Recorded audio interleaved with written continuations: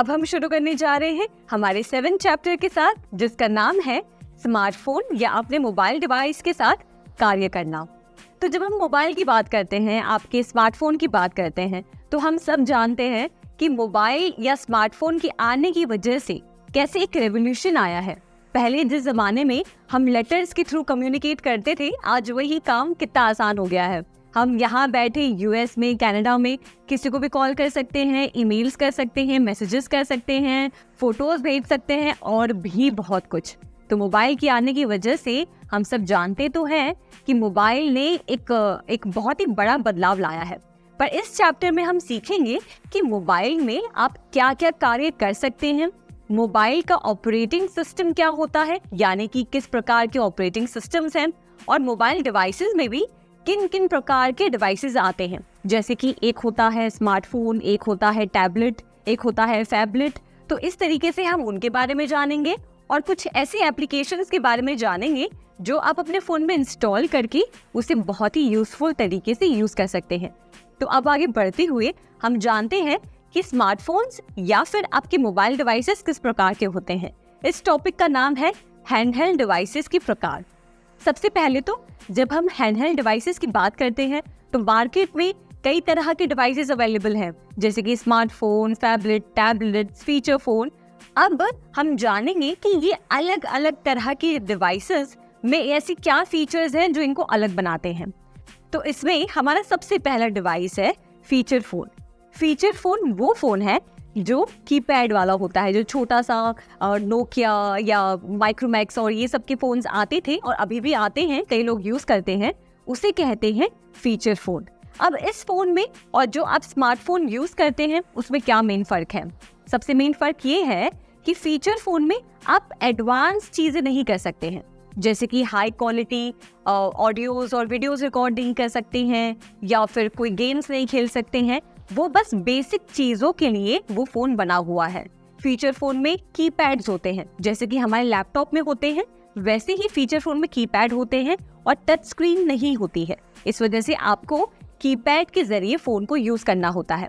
तो इस पर आप कॉलिंग कर सकते हैं, इस पर आप टेक्स्ट मैसेजिंग कर सकते हैं, इस पर आप कैलेंडर देख सकते हैं, कॉन्टैक्ट सेव कर सकते हैं और भी कई तरह के काम कर सकते हैं। पर स्मार्टफोन के कंपैरिजन में ये थोड़ा सा लिमिटेड होता है, यानी कि आप हर तरह का काम नहीं कर सकते हैं। जैसे कि कुछ फोन्स में आप इंटरनेट ब्राउजिंग नहीं कर सकते हैं, या फिर जैसे हम हमारे ये जो स्मार्टफोन्स आते हैं इसमें हम वीडियो रिकॉर्ड कर पाते हैं, वो आप फीचर फोन में नहीं कर सकते हैं। तो ये था हमारे सबसे पहले मोबाइल डिवाइस का प्रकार, जिसका नाम है फीचर फोन। तो अब जानते हैं हमारे दूसरे टाइप के मोबाइल डिवाइस के बारे में, जिसे हम कहते हैं स्मार्टफोन। अब स्मार्टफोन ये वो मोबाइल डिवाइस है जो आप, मैं और हम सब पूरी दुनिया यूज कर रही है। स्मार्टफोन एक एडवांस वर्जन है, मान लीजिए फीचर फोन का। जैसे कि फीचर फोन में आप बस कॉलिंग कर सकते हैं, टेक्स्ट मैसेजेस भेज सकते हैं या कुछ लिमिटेड काम ही कर सकते हैं, वैसे ही स्मार्टफोन पे आप वो सारे काम कर सकते हैं जो शायद आपका कंप्यूटर भी करता है, जैसे कि गेमिंग करना, फोटो एडिट्स करना, वीडियो एडिटिंग करना या फिर कोई भी एडवांस लेवल का सॉफ्टवेयर यूज करना। तो एक स्मार्टफोन ऑपरेटिंग सिस्टम से चलता है।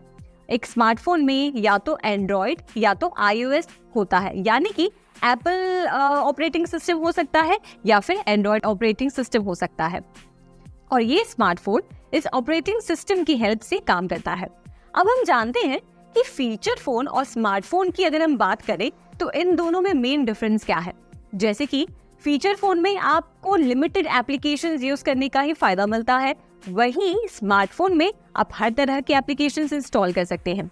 दूसरी चीज, फीचर फोन में शायद आप फोटोज या वीडियोस ना क्लिक कर पाए, पर स्मार्टफोन में आजकल आप DSLR लेवल के फोटोज या वीडियोस क्लिक कर पाते हैं। जैसे मैं कई लोगों को जानती हूँ जो कंटेंट क्रिएटर्स हैं या फिर वीडियोग्राफर्स हैं, जो शूट करने के लिए अपने स्मार्टफोन का इस्तेमाल करते हैं। हो सकता है आप भी करते होंगे, तो ये एक मेन डिफरेंस है।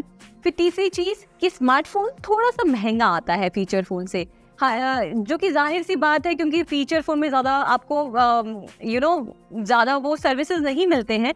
इस वजह से फीचर फोन सस्ते आते हैं और मार्केट में इतने नहीं बिकते हैं। वहीं हम स्मार्टफोन की बात करें तो मार्केट में सबसे ज़्यादा बिकने वाला फ़ोन है स्मार्टफोन, क्योंकि आप इसमें हर तरह के काम कर सकते हैं। आपको एक बात जान के बहुत ताज्जुब होगा कि आजकल आप चाहें तो नया स्मार्टफोन बस मात्र 4-5 हज़ार में आप खरीद सकते हैं। हाँ जी, ऐसे कुछ ब्रांड्स भी अवेलेबल हैं मार्केट में जहाँ पे आप स्मार्टफोन 4-5-6 हज़ार में भी आपको मिल जाते हैं, जो कि फीचर फ़ोन के मुकाबले ज़्यादा महंगा नहीं है, पर फीचर फ़ोन के मुकाबले बहुत ज़्यादा सर्विसेज प्रोवाइड करते हैं। तो ये हमने जाना स्मार्टफोन के बारे में। मुझे नहीं लगता कि स्मार्टफोन के बारे में हमें और ज़्यादा इंट्रोडक्शन की ज़रूरत है, क्योंकि आजकल सब कोई स्मार्टफोन यूज़ कर रहा है। चाहे हम किसी भी प्रोफेशन में हो, कोई भी काम करते हो, स्मार्टफोन हम सबके पास है और हम इस डिवाइस से वाकिफ़ हैं। अब हम बात करते हैं हमारे तीसरे टाइप के मोबाइल डिवाइस के बारे में, जिसका नाम है टैबलेट। अब टैबलेट की जब हम बात करते हैं तो आप समझिए कि टैबलेट कुछ ऐसा डिवाइस है जो स्मार्टफोन और आपके कंप्यूटर या लैपटॉप के बीच में आता है। यानी कि ना ही वो एक स्मार्टफोन है और ना ही वो एक कंप्यूटर या लैपटॉप है, वो कहीं बीच का एक डिवाइस है जो आपको दोनों तरह के काम परफॉर्म करने के लिए आपको वो सुविधा देता है। अब आपने टैबलेट कहीं ना कहीं देखा होगा या आप खुद यूज़ करते होंगे। जनरली ये टैबलेट आप समझिए प्रोफेशनल लोग यूज़ करते हैं या फिर स्टूडेंट्स यूज़ करते हैं जो कि चाहते हैं कि वो उस डिवाइस को कहीं पे भी लेकर घूम सके और कहीं पे भी पढ़ाई कर सके, अपना काम कर सके। कंप्यूटर हर जगह कैरी करना पॉसिबल तो है नहीं, पर लैपटॉप कैरी करना भी मुश्किल होता है। उन लोगों के लिए टैबलेट बहुत ही ज़्यादा कन्वीनियंट होता है, क्योंकि वो उतना बड़ा भी नहीं होता और आप उसको ईजिली अपने छोटे बैग में या फिर कहीं पे भी रख सकते हैं और इसका ज़्यादा वेट भी नहीं होता। तो एक तरह से मान लीजिए कि स्मार्टफोन आपका समझिए 4 to 5 इंचेस का आता है और कंप्यूटर या लैपटॉप काफ़ी बड़ी स्क्रीन वाला होता है। तो वैसे ही टैबलेट कहीं 7 से 8 इंच के बराबर होता है। ये ना ही स्मार्टफोन होता है और ना ही कंप्यूटर या लैपटॉप होता है, कहीं बीच का एक डिवाइस है जो आप यूज़ कर सकते हैं। टैबलेट में सबसे खास बात होती है कि टैबलेट एक टच स्क्रीन डिवाइस होता है, यानी कि आप उसे फिंगर से टैप करके उसे ऑपरेट कर सकते हैं।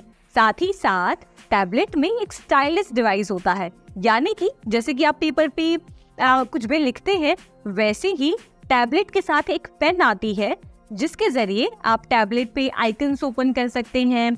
इवन आप कोई ड्राइंग कर सकते हैं। इवन आप जो भी काम जो हम फ़ोन से टच स्क्रीन से करते हैं वो आप उस पेन के ज़रिए कर सकते हैं। अब टैबलेट की बात कर रहे हैं तो टैबलेट पे वो ऑपरेटिंग सिस्टम होता है जो आपके लैपटॉप या कंप्यूटर में होता है। टैबलेट को आप वाईफाई से कनेक्ट कर सकते हैं, साथ ही साथ आप उसमें अपना मोबाइल डेटा कनेक्ट करके भी इंटरनेट का एक्सेस ले सकते हैं।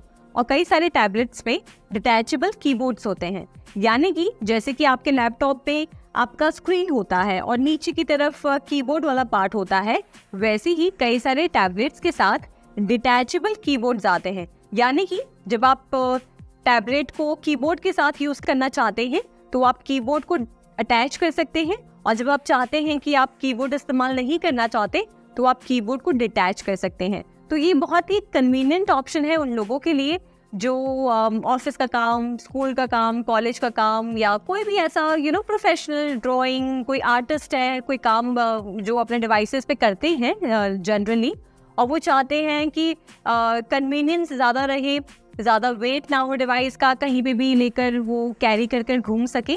तो इस मामले में टैबलेट एक बहुत ही यूज़फुल डिवाइस है। अब बात करते हैं हमारे चौथे टाइप के मोबाइल डिवाइस के बारे में, जिसका नाम है फैबलेट। अब फैबलेट से आप क्या समझ पा रहे हैं? कुछ ऐसा लग रहा है कि शायद ये फ़ोन भी हो सकता है या शायद ये टैबलेट भी हो सकता है। तो हाँ, आप बिल्कुल सही सोच रहे हैं। ये आपके स्मार्टफोन या टैबलेट का एक कॉम्बिनेशन है।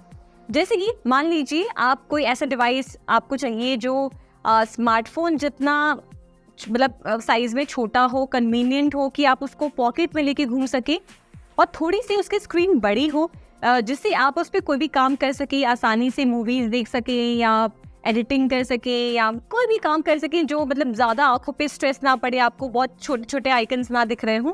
तो ऐसी सिचुएशन में फैबलेट एक बहुत ही यूज़फुल डिवाइस होता है। फैबलेट आपके टैबलेट और स्मार्टफोन का एक बीच का कॉम्बिनेशन है जो स्मार्टफोन के फीचर्स भी रखता है और साथ ही साथ एक टैबलेट के फीचर्स भी रखता है। फैबलेट सेम आपके स्मार्टफोन की तरह काम करता है, यानी कि इसमें भी एक ऑपरेटिंग सिस्टम होता है, इसमें भी आप इंटरनेट यूज़ कर सकते हैं, इसमें भी आप वीडियोस ले सकते हैं, कैमरास यूज़ कर सकते हैं और हर वो तरह के एप्लीकेशंस इंस्टॉल कर सकते हैं जो आप एक स्मार्टफोन या टैबलेट में कर सकते हैं। तो ये तो हमने जान लिया फैबलेट के बारे में। तो इस पॉइंट में हमने देखा कि मोबाइल डिवाइस के क्या क्या प्रकार होते हैं।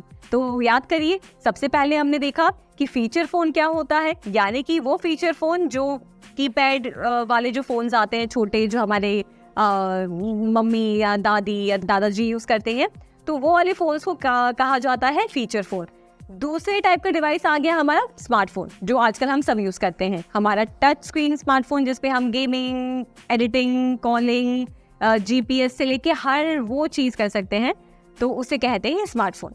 तीसरा हमारा आ गया टैबलेट, यानी कि स्मार्टफोन और लैपटॉप के बीच का कोई कॉम्बिनेशन, जिसमें आप कई तरह के प्रोफेशनल काम भी कर सकते हैं, तो उसे हम कहते हैं टैबलेट। और चौथा हमारा आ गया फैबलेट, यानी कि वो डिवाइस जो ना कि स्मार्टफोन है ना कि टैबलेट है, बीच में कहीं आता है, जिसे आप बहुत ही कन्वीनियंट तरीके से यूज कर सकते हैं।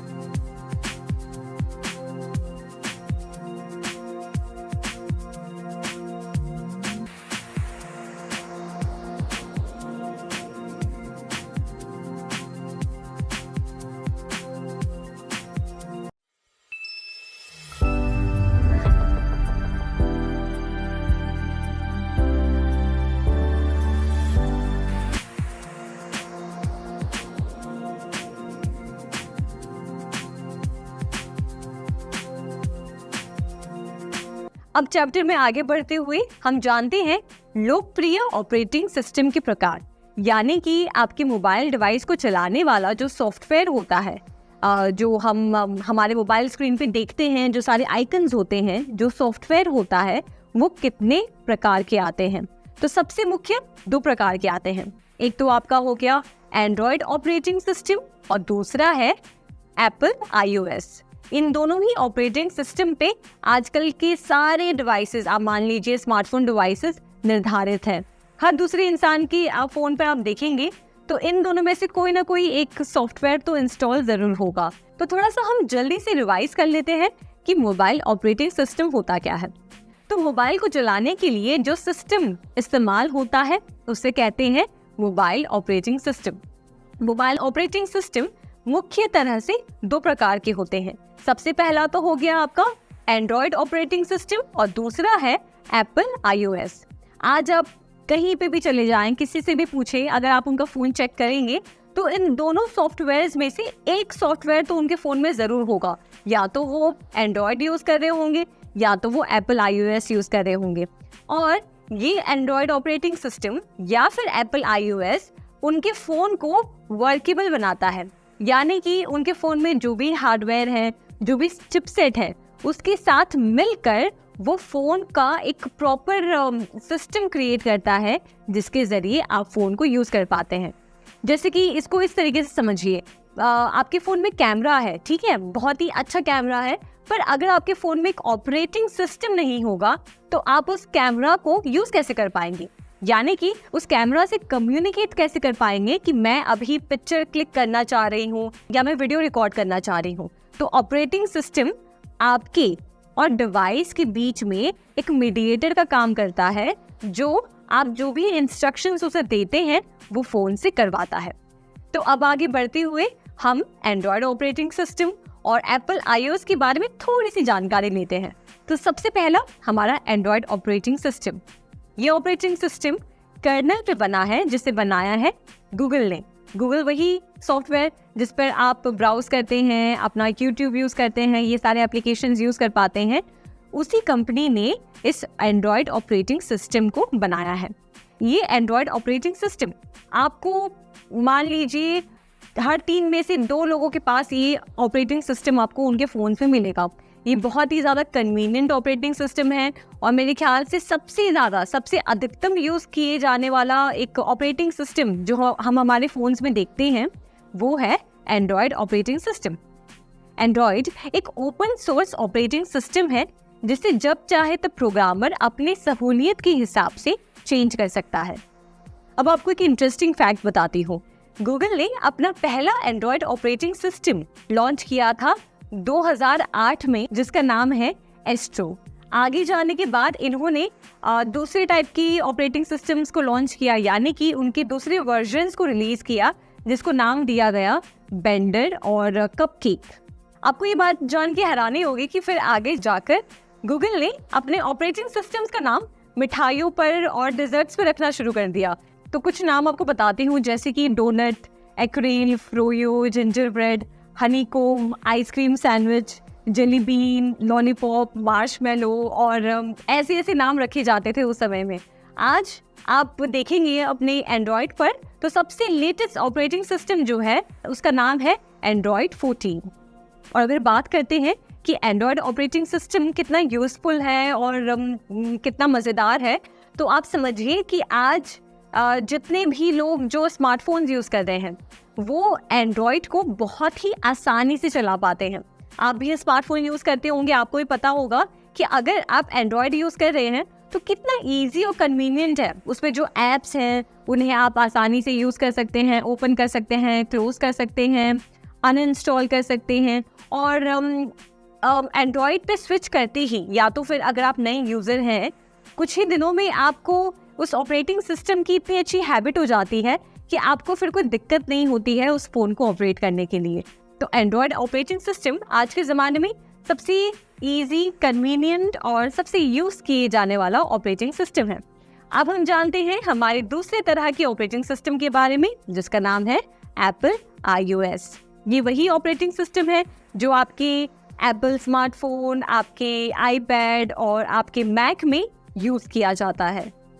तो अगर बात करें एप्पल iOS की, तो ये ऑपरेटिंग सिस्टम आप हर एक डिवाइस में यूज़ नहीं कर सकते। यानी कि जिस कंपनी ने इस ऑपरेटिंग सिस्टम को बनाया है वो स्पेसिफिकली एप्पल डिवाइसेस के लिए बनाया है। जैसे कि आपका आईफोन, आपका मैक, आपका आईपैड, बस उन्हीं डिवाइसेस पे ये ऑपरेटिंग सिस्टम डिज़ाइन किया गया है और उन्हीं पे ये काम करता है।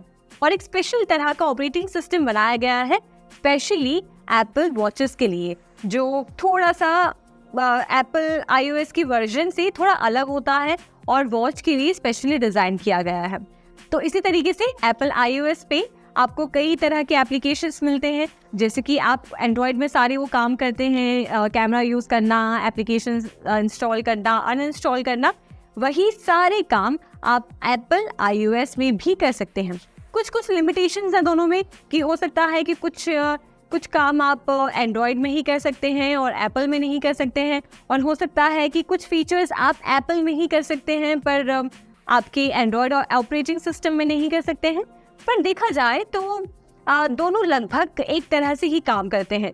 दोनों में ही आप एप्लीकेशंस इंस्टॉल करते हैं और दोनों में आप हर तरह के टास्क परफॉर्म कर सकते हैं, और दोनों ही काफ़ी ज़्यादा इजी, यूज़फुल और आपके डिवाइस को एक तरह से वो माध्यम देता है जिसके ज़रिए आप स्मार्टफोन को यूज़ कर सकें और उसके हार्डवेयर के थ्रू अपने मोबाइल डिवाइस को ऑपरेट कर सकें।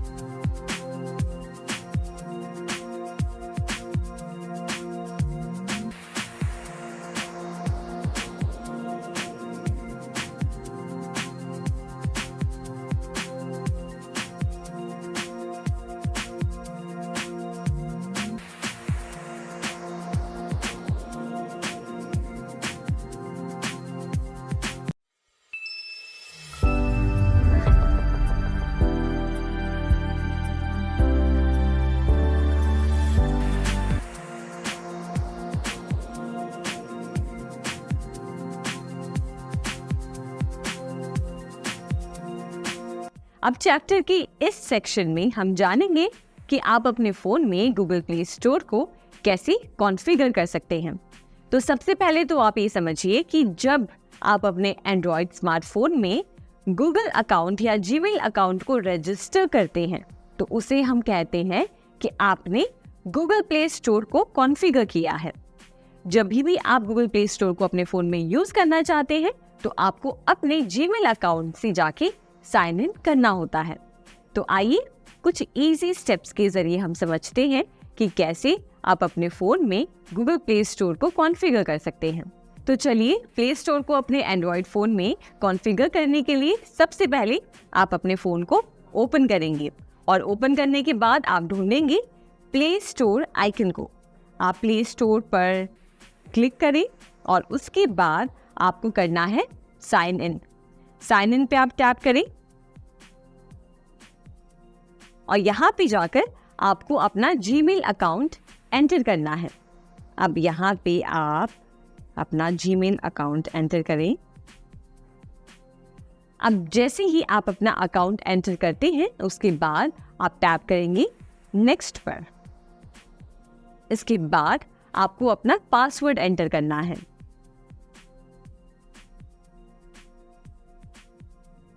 पासवर्ड एंटर करने के बाद आप टैप करेंगे नेक्स्ट पर। इसके बाद आप आई अग्री पे क्लिक करें, जिसके ज़रिए आप इनके सारे गूगल जो प्राइवेसी पॉलिसीज हैं उनको एक्सेप्ट करते हैं। यहाँ पे उसके बाद अगर आप अपने डिवाइस का बैकअप लेना चाहते हैं तो उसके लिए आप यहाँ से चाहे तो टर्न ऑन कर सकते हैं इसे या टर्न ऑफ कर सकते हैं। तो हम यहाँ से इसे अभी के लिए टर्न ऑफ रखते हैं। उसके बाद हम क्लिक करेंगे एक्सेप्ट पर और जैसे ही आप एक्सेप्ट पे क्लिक करते हैं तो आप देखेंगे कि टॉप राइट कॉर्नर में आपको अपना प्रोफाइल दिखाई दे रहा होगा। इसका मतलब ये कि आपने अपने जीमेल अकाउंट से गूगल प्ले स्टोर में साइन इन कर दिया है और इसके बाद आप गूगल प्ले स्टोर को यूज़ करना शुरू कर सकते हैं। अब इसमें हम जानेंगे कि कैसे आप कोई भी एप्लीकेशन को प्ले स्टोर से इंस्टॉल या अनइंस्टॉल कर सकते हैं। तो सबसे पहले स्टेप में आप अपना एंड्रॉयड फ़ोन ओपन करेंगे और फ़ोन ओपन करते ही आप टैप करें प्ले स्टोर पर और जैसे ही आप अपना प्ले स्टोर एप्लीकेशन ओपन करते हैं आपको लेफ्ट साइड एक मैग्नीफाइंग ग्लास का आइकन नज़र आ रहा होगा। आप उस पर टैप करें और यहाँ पे जो भी एप्लीकेशन आप इंस्टॉल करना चाहते हैं उसे आपको यहाँ पे सर्च करना है और उसके बाद आप इंस्टॉल कर सकते हैं। तो आप सबसे पहले जो भी एप्लीकेशन या गेम को इंस्टॉल करना चाहते हैं उसका नाम यहाँ पे टाइप करें। हमने यहाँ पे मान लीजिए MX प्लेयर टाइप किया। तो MX प्लेयर टाइप करते ही आपको यहाँ पे कुछ ऑप्शंस नज़र आ रहे होंगे। आपको इन ऑप्शंस में से जिसको भी आप इंस्टॉल करना चाहते हैं उस पे जाके आप इस मैग्नीफाइंग ग्लास आइकन को वापस से टैप करें। अब यहाँ पे हमारे सामने जिस एप्लीकेशन को हम सर्च कर रहे थे वो यहाँ पे नज़र आ रहा है और उसके बगल में इंस्टॉल का ऑप्शन है। इसे इंस्टॉल करने के लिए आपको बस इस इंस्टॉल आइकन पे टैप करना है और जैसे ही आप टैप करेंगे आप देखेंगे कि ये एप्लीकेशन आपके फ़ोन में इंस्टॉल हो रही है। अब यहाँ पे देखिए इंस्टॉल लिखा हुआ आ रहा है, यानी कि ये एप्लीकेशन इंस्टॉल हो गया है और इसे ओपन करने के लिए आप ओपन पे टैप करें और जैसे ही आप ओपन पे टैप करते हैं आप चाहें तो यहाँ से सेटिंग्स में चेंजेस कर सकते हैं। अगर आप चाहें तो बाद में कर सकते हैं। नॉट नाउ पे क्लिक करके आप डायरेक्टली इस एप्लीकेशन को यूज़ करना शुरू कर सकते हैं। तो ये हमने जाना कि कैसे आप प्ले स्टोर से कोई भी एप्लीकेशन को इंस्टॉल कर सकते हैं। ऐसे ही आप प्ले स्टोर पे और भी एप्लीकेशंस को एक्सप्लोर करके अपने फ़ोन में इंस्टॉल कर सकते हैं। आइए अब जानते हैं कि आप अपने फ़ोन से कैसे किसी भी एप्लीकेशन को डिलीट या डिसेबल कर सकते हैं। यानी कि अगर समझिए आपके फ़ोन में कुछ ऐसे एप्लीकेशंस हैं जिन्हें आप यूज़ नहीं कर रहे हैं और आपको लगता है कि अब आप उन्हें डिलीट करना चाहते हैं तो वो आप आसानी से कर सकते हैं। इसके लिए आपको अपने फ़ोन में आना है और फ़ोन में आकर आप जाएंगे सेटिंग्स में। सेटिंग्स में जाने के बाद आपको अपने फ़ोन में एप्लीकेशन का ऑप्शन नज़र आएगा। मेरे फ़ोन में अगर आप देखेंगे तो ये ऐप्स नाम से है। हो सकता है आपके फ़ोन में ये एप्लीकेशन मैनेजर के नाम से हो। तो मैं यहाँ पर ऐप्स को सिलेक्ट करूँगी। उसके बाद मुझे जाना है ऐप मैनेजमेंट में। आप यहाँ पे ऐप मैनेजमेंट में जाएं और यहाँ पे मेरे फ़ोन में जो भी एप्लीकेशंस हैं वो यहाँ पे आपको नज़र आ रही होंगी। उसके बाद जिस भी एप्लीकेशन को आप अनइंस्टॉल करना चाहते हैं यानी कि डिलीट करना चाहते हैं उस एप्लीकेशन को सिलेक्ट करें। जैसे फॉर एग्जांपल मैं इस एप्लीकेशन को अनइंस्टॉल करना चाहती हूँ। उसे सिलेक्ट करने के बाद हमें बस कुछ नहीं करना है, हमें टैप करना है अनइंस्टॉल पर और उसके बाद ओके। और जैसे ही आप ये करते हैं तो आप जिस भी एप्लीकेशन को अनइंस्टॉल कर रहे थे अब वो आपके फ़ोन से अनइंस्टॉल यानी कि डिलीट हो गया होगा। अब यहीं पे आपको एक बात बता दूं कि कुछ ऐसे एप्लीकेशंस होते हैं आपके फ़ोन में जिन्हें आप अनइंस्टॉल या डिलीट नहीं कर सकते हैं।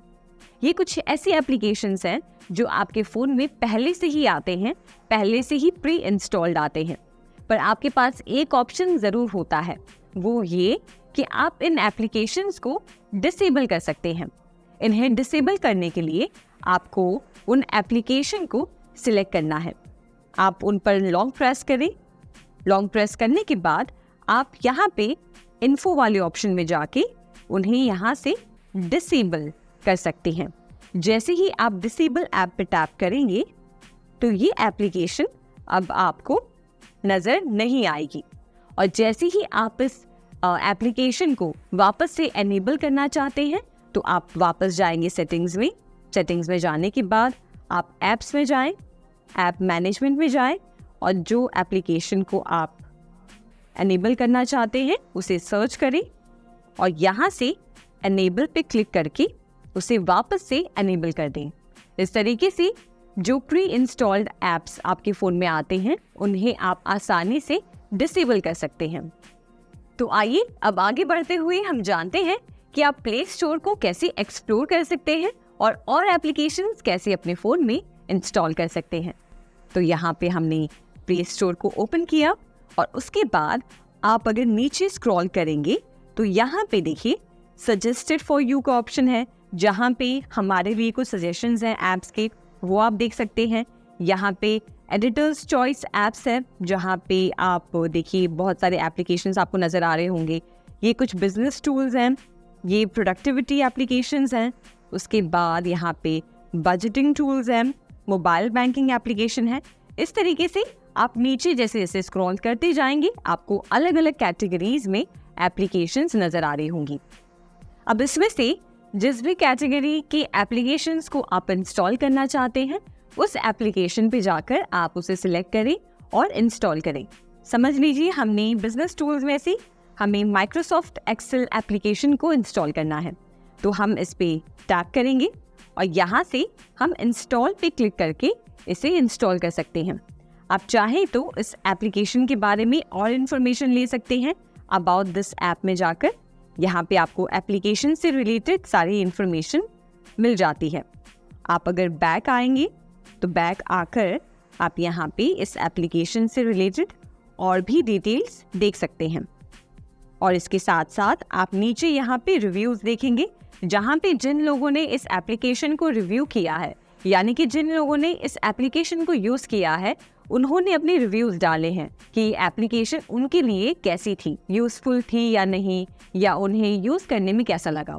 तो यहाँ पे आप चाहे तो इस रिव्यूज़ को पढ़ सकते हैं। अब अगर आप नीचे की तरफ देखेंगे तो यहाँ पे सिमिलर ऐप्स में आपको वो सारी एप्लीकेशंस नज़र आएंगी जो आप जिस ऐप को इंस्टॉल करना चाह रहे हैं उससे कुछ सिमिलर है।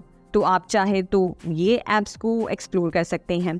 उसी के साथ साथ आप यहाँ पे देखेंगे तो पीपल ऑल्सो इंस्टॉल्ड के ऑप्शन में यहाँ पे वो एप्लीकेशंस है जो लोगों ने अपने फ़ोन में इंस्टॉल कर रखे हैं।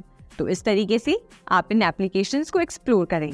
इसी के साथ अगर आप यहाँ पे राइट स्वाइप करेंगे ऊपर की तरफ तो कैटेगरीज में जाकर आपको अलग अलग कैटेगरीज के हिसाब से आप एप्लीकेशन इंस्टॉल कर सकते हैं। आप चाहे तो वॉच ऐप्स यहाँ से इंस्टॉल कर सकते हैं। आप चाहे आर्ट एंड डिज़ाइन से रिलेटेड एप्लीकेशन एक्सप्लोर कर सकते हैं।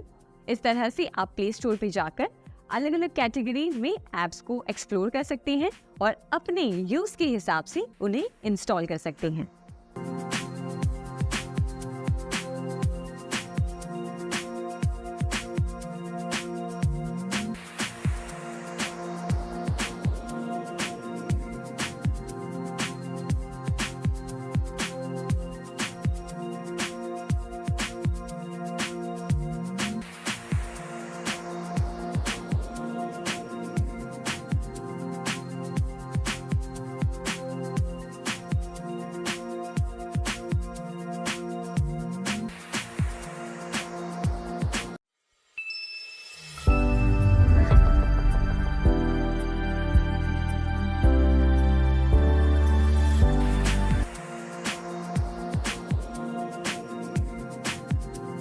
अब चलिए जानते हैं कि आपका जो स्मार्टफोन डिवाइस है, यानी कि आपका जो मोबाइल फ़ोन है, उसके बारे में अगर आप कोई जानकारी चाहते हैं, जैसे कि उसमें कौन सा एंड्रॉयड सिस्टम इंस्टॉल्ड है, या फिर उसमें उसका मॉडल नंबर क्या है, मॉडल नेम क्या है, डिवाइस का नाम क्या है, या फिर कौन सा इंटरनेट कनेक्शन उसमें, मतलब कौन सा सिम कार्ड उसमें लगा हुआ है, और ये सारी जानकारी, हर एक छोटी से छोटी और बड़ी से बड़ी जानकारी आपके फ़ोन के बारे में हम कैसे चेक कर सकते हैं।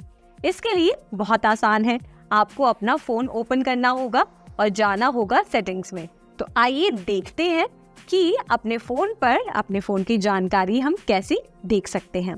तो यहाँ पे हमने हमारा फ़ोन ओपन कर लिया है और हम सबसे पहले जाएंगे सेटिंग्स में।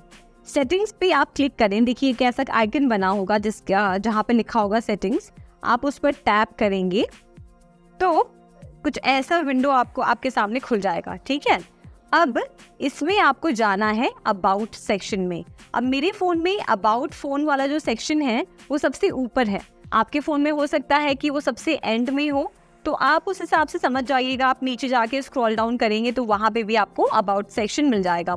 अब मैं इस अबाउट फ़ोन पर क्लिक करूँगी और देखिए ये यहाँ पे जो भी इंफॉर्मेशन शोकेस कर रहा है, ये सभी इंफॉर्मेशन मेरे स्मार्टफोन से रिलेटेड है, यानी कि मेरे स्मार्टफोन की जानकारी मुझे दे रहा है।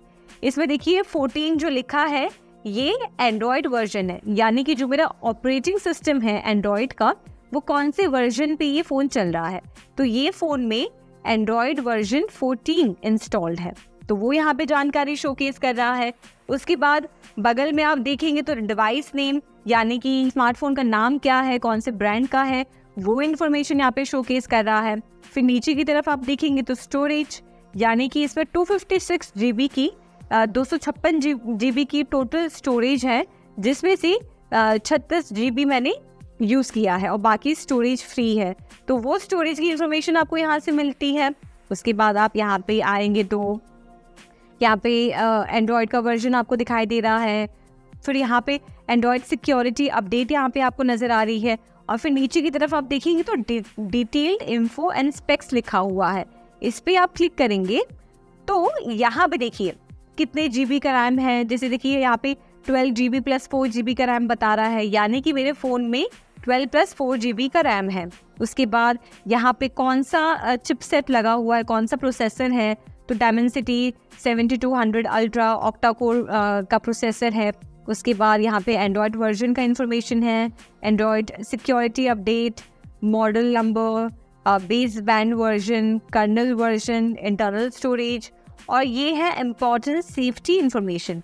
इसमें आप लीगल इन्फॉर्मेशन पे क्लिक करेंगे तो यहाँ पे अलग अलग ये हालांकि अभी काम आपको आएगा नहीं और इतना आता नहीं है, पर फिर भी अगर ज़रूरत पड़ती है तो आप यहाँ पे जाके लाइसेंस और जो लीगल इन्फॉर्मेशन आप चाहते हैं अपने फ़ोन के रिलेटेड, वो सारी इन्फॉर्मेशन आप यहाँ से देख सकते हैं। फिर आप स्टेटस पे जाएंगे तो यहाँ पे स्टेटस में आप बैटरी स्टेटस दिखा रहा है नॉट चार्जिंग, मतलब आपका स्मार्टफोन अभी चार्जिंग मोड पे नहीं है।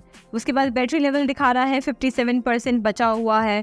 फिर यहाँ पे नीचे की तरफ phone number, 2 SIM card slots हैं इसमें, तो दोनों में ही कोई भी सिम कार्ड इंस्टॉल्ड नहीं है, वो यहाँ पे आपको दिखाई दे रहा है। फिर सिम का स्टेटस जो है वो यहाँ पे नज़र आ रहा है, और फिर ये फ़ोन का IMEI नंबर यहाँ से आप देख सकते हैं, और IP एड्रेस और device wifi MAC address, Bluetooth address, up time, और ये सारी इन्फॉर्मेशन आपको यहाँ से मिल जाएगी। अब यहाँ पे हम बैक आते हैं मेन पेज पे, जो हमारा अबाउट फ़ोन का सेक्शन था। यहाँ पे आप बैकअप एंड रिस्टोर पे क्लिक करेंगे तो यहाँ पे आप अपने फ़ोन का जो भी डेटा है वो बैकअप करना चाहते हैं, उससे रिलेटेड यहाँ पे इन्फॉर्मेशन है, और यहाँ से आप बैकअप ले सकते हैं आपके कॉन्टैक्ट्स का, और मतलब कॉल हिस्ट्री का, और बाकी और भी जो सेव्ड आइटम्स आपके स्टोरेज में हैं उससे रिलेटेड। उसके बाद आप यहाँ से एग्ज़िट करेंगे तो ये बैकअप की इन्फॉर्मेशन आ जाएगी, यानी कि मेरे गूगल अकाउंट पे मैंने कितना बैकअप ले रखा है वो आप यहाँ से देख सकते हैं, और बैकअप की सारी डिटेल्स यहाँ पे शोकेस कर रही है, जैसे ऐप्स, फोटोज़ एंड वीडियोज़ में जैसे नो डेटा बैकअप, मतलब ऐप्स का कोई भी डेटा मेरे गूगल अकाउंट पे बैकअप नहीं है वो दिखा रहा है। फिर फोटोज़ एंड वीडियोज़ में मैंने बैकअप ऑफ कर रखा है तो वो ऑफ दिखा रहा है। फिर SMS और कॉल हिस्ट्री का ये सब बैकअप आप यहाँ से, इवन आप यहाँ से स्टोरेज भी मैनेज कर सकते हैं। अब यहाँ पे जाएंगे तो आपको दिखेगा कि आपका जो गूगल अकाउंट है उसमें कितना स्टोरेज यूज़ हुआ है, यानी कि गूगल ड्राइव में कितना स्टोरेज यूज़ हुआ है, जीमेल में कितना स्टोरेज यूज़ हुआ है, या गूगल फोटोज़ में कितना स्टोरेज यूज़ हुआ है। अभी हाल फिलहाल मैंने ये अकाउंट नया बनाया है तो मतलब इसे यूज़ नहीं किया गया है उतना, तो इस वजह से ये सारा जो है ये 0 बता रहा है। पर जैसे ही आप गूगल ड्राइव यूज़ करते हैं, जीमेल यूज़ करते हैं, गूगल फोटोज़ यूज़ करते हैं, जो यहाँ पे जो स्टोरेज है वो बढ़ती जाती है। उसके बाद हम यहाँ पे बैक जाएंगे और बैक जाएंगे और यहाँ पे हेल्प एंड फीडबैक। अगर आप कोई फीडबैक चाहते हैं या कोई कि जैसे देखिए यहाँ पे how can I backup my items, या कोई भी इंफॉर्मेशन जो क्वेश्चन है अगर आप चाहते हैं तो आप यहाँ पे जाके क्लिक करके उसके बारे में जान सकते हैं। और फिर उसके बाद गूगल अकाउंट से रिलेटेड यहाँ पे इंफॉर्मेशन है कि कौन सा गूगल अकाउंट इसमें लॉग्ड इन है और वही सारा इंफॉर्मेशन। तो यहाँ पे हमने देख लिया बैकअप एंड रिस्टोर। अब हम आते हैं फैक्ट्री रीसेट पे। अब फैक्ट्री रीसेट क्या है कि जनरली जब आप चाहते हैं कि आप अपना फ़ोन अब यूज़ नहीं कर रहे हैं या आप अपना फ़ोन किसी और को बेच रहे हैं और आप चाहते हैं कि इसका सारा जो भी डेटा है आपने अपने किसी और डिवाइस में स्टोर कर दिया है। मान लीजिए मैंने मेरे फ़ोन से लैपटॉप में सारे फ़ोटोज़, वीडियोज़ और जो भी स्टोरेज है, म्यूज़िक है, वो सब ट्रांसफ़र कर दिया है। अब मैं इस फ़ोन को किसी और को देना चाहती हूँ और मैं चाहती हूँ कि मेरा जो डेटा है इसमें से डिलीट हो जाए, कुछ भी इसमें ना बचे। तो उसके लिए मैं यहाँ पर फैक्ट्री रीसेट में आके यहाँ पे इरेज ऑल डेटा करूँगी तो सारा जो भी फ़ोन का डेटा है वो सारा डिलीट हो जाएगा। अब इसमें क्या क्या डिलीट होगा देखिए, कॉन्टैक्ट्स आपके डिलीट होंगे, फोटोज़ एंड वीडियोज़ डिलीट होंगे, applications, accounts, backups, SD card, सारा सब पूरा डेटा जो है वो रीसेट हो जाएगा। यानी कि जैसा आपका फ़ोन नया था पहले कि कोई इंफॉर्मेशन नहीं थी, फ़ोटोज़ नहीं थे, वीडियोज़ नहीं थे, बैक वही स्टेज पे वो पहुंच जाएगा। उसके बाद नीचे की तरफ आपको यहाँ पे सर्टिफिकेशन मिल जाता है आपके डिवाइस का। देखिए मॉडल नंबर और BIS स्टैंडर्ड मार्क दिया गया है और ये आपके फ़ोन का सर्टिफिकेशन है। तो इस तरीके से ज़रूरत पड़ने पर या अगर आप सिर्फ इंफॉर्मेशन चाहते हैं तो अपने फ़ोन के सेटिंग्स में जाकर, अबाउट फ़ोन में जाकर आप अपने फ़ोन के बारे में सारी डिटेल जान सकते हैं।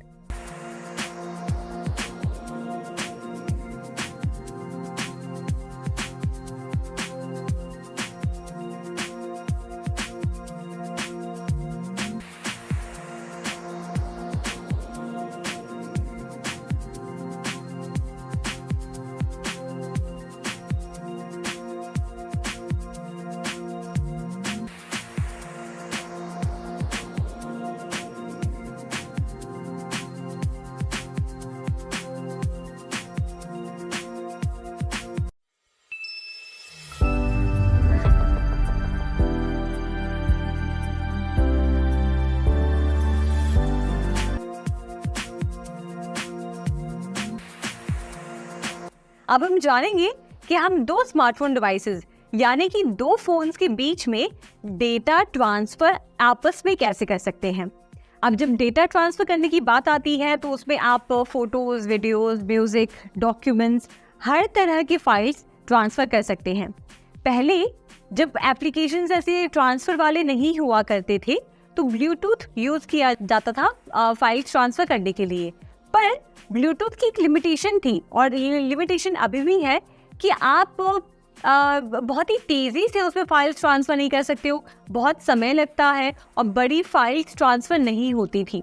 पर कुछ एप्लीकेशंस के ज़रिए जो प्ले स्टोर पे अवेलेबल हैं उन्हें इंस्टॉल करके हम एक डिवाइस से दूसरे डिवाइस में फाइल्स आसानी से ट्रांसफ़र कर सकते हैं। ये एप्लीकेशंस आप तब यूज़ कर सकते हैं जैसे समझिए आपने कोई वेडिंग फंक्शन या कोई सेलिब्रेशन या कोई ओकेशन की अपने फ़ोन में बहुत सारी फ़ोटोज़ खींची है। अब आपको उन फोटोज़ या वीडियोज़ को अपने किसी दोस्त को या फैमिली मेम्बर के साथ शेयर करना है, तो व्हाट्सएप पे इतने सारे फाइल्स भेजने से अच्छा अगर आप कोई ऐसा एप्लीकेशन यूज़ करेंगे जिसके ज़रिए बहुत सारी फाइल्स, मतलब बहुत लार्ज फाइल्स एक साथ कुछ ही सेकेंड्स में ट्रांसफ़र हो जाए, तो आपको ये एप्लीकेशन यूज़ करना चाहिए। इवन ये एप्लीकेशंस तभी भी काम आएंगे जब आप अपने स्मार्टफोन को किसी और को दे रहे हैं और आप चाहते हैं कि उसका डेटा आप कहीं स्टोर कर लें, तभी भी आप ये एप्लीकेशंस यूज़ कर सकते हैं। तो चलिए सबसे पहले हम दोनों फ़ोन्स को लेकर समझते हैं कि आप इस एप्लीकेशन को कैसे यूज़ कर सकते हैं और कैसे इसके ज़रिए आप फाइल्स को ट्रांसफ़र कर सकते हैं। अब मुझे इस फ़ोन से इस वाले फ़ोन में कोई फ़ाइल ट्रांसफ़र करनी है, तो मैं सेंड पर जाऊंगी और देखिए यहाँ पे मेरे फ़ोन में जो भी फाइल्स हैं वो यहाँ पे आपको शो हो रही हैं। जैसे ये एप्लीकेशंस हैं, मैं कुछ फाइल्स ट्रांसफ़र करना चाह रही हूँ, तो मैं फाइल्स पर जाऊंगी और या फिर समझिए मुझे कोई वीडियो ट्रांसफ़र करना है, तो वीडियो पे जाके मैं जिस भी वीडियो को ट्रांसफ़र करना चाहती हूँ उस वीडियो को क्लिक कर सकती हूँ। मान लीजिए मुझे ये वाली वीडियो ट्रांसफ़र करनी है, ठीक है, तो मैं यहाँ पर उस वीडियो को क्लिक करके सेंड पर क्लिक करूँगी। अब यहाँ पे देखिए ये कह रहा है कि due to Android limitation there are several permissions needed to ensure transfer. तो यहाँ पे आपको ये परमिशन प्रोवाइड करनी होगी, तो हम सबसे पहले तो इसे अलाउ कर देंगे ताकि ये एप्लीकेशन हमारे फ़ोन में वर्क कर सके। उसके बाद allow share to take pictures and record video, आपको ये भी एक्सेस उसे देना होगा। तो वाइल यूजिंग द ऐप आप सिलेक्ट कर लीजिए और इस तरीके से आपने एक्सेस दे दिया है। अब जिस भी वीडियो को आप शेयर करना चाहते हैं उस वीडियो को आप सिलेक्ट करेंगे और जब आप सेंड पे क्लिक करेंगे तो ये देखिए कैमरा ओपन हो जाएगा। अब आपको क्या करना है, आपको अपने दूसरे डिवाइस में, जिस डिवाइस में आप फाइल्स ट्रांसफ़र करना चाह रहे हैं, उस डिवाइस में एक QR कोड होगा, उसे इस फ़ोन से स्कैन करना है। तो हम हमारे फ़ोन को लेकर जा रहे हैं दूसरे डिवाइस के पास और देखिए ये स्कैन हो गया और यहाँ पे स्कैन होते ही ये हमारे फ़ोन से कनेक्ट हो गया है। अब हम कनेक्ट पर क्लिक करेंगे, कनेक्टिंग टू डिवाइस आ रहा है देखिए और बता रहा है कनेक्शन सक्सेसफुल। और ये देखिए हमारे सामने ये वीडियो कितनी तेज़ी से ट्रांसफ़र हो रहा है और ये कंप्लीट हो गया है। जो वीडियो जो हम ट्रांसफ़र कर रहे थे ये हमारे फ़ोन में देखिए आ चुका है। तो इस तरीके से अब बहुत आसानी से और बिना कोई एक्स्ट्रा टाइम वेस्ट किए आप दो फ़ोन्स के बीच पे easily files, videos, images, applications या हर तरह के डेटा को ट्रांसफ़र कर सकते हैं इस एप्लीकेशन के ज़रिए। ये एप्लीकेशन अपने फ़ोन में ज़रूर इंस्टॉल करिएगा और अगली बार से जब भी आप अपने फ़ोन में से कोई भी डेटा एक फ़ोन से दूसरे फ़ोन में ट्रांसफ़र कर रहे होंगे तो इस एप्लीकेशन को ज़रूर यूज़ करिए। यहाँ पे नोट करने वाली बात यह है कि जब आप अपने फ़ोन से दूसरे फ़ोन के QR कोड को स्कैन करेंगे तो ये ध्यान रखिए कि उस फ़ोन का वाईफाई कनेक्शन जो है वो ऑफ पे हो। उसके बाद आपके सामने वो QR कोड डिस्प्ले होगा जिसे स्कैन करके आप फाइल्स ट्रांसफ़र कर सकते हैं।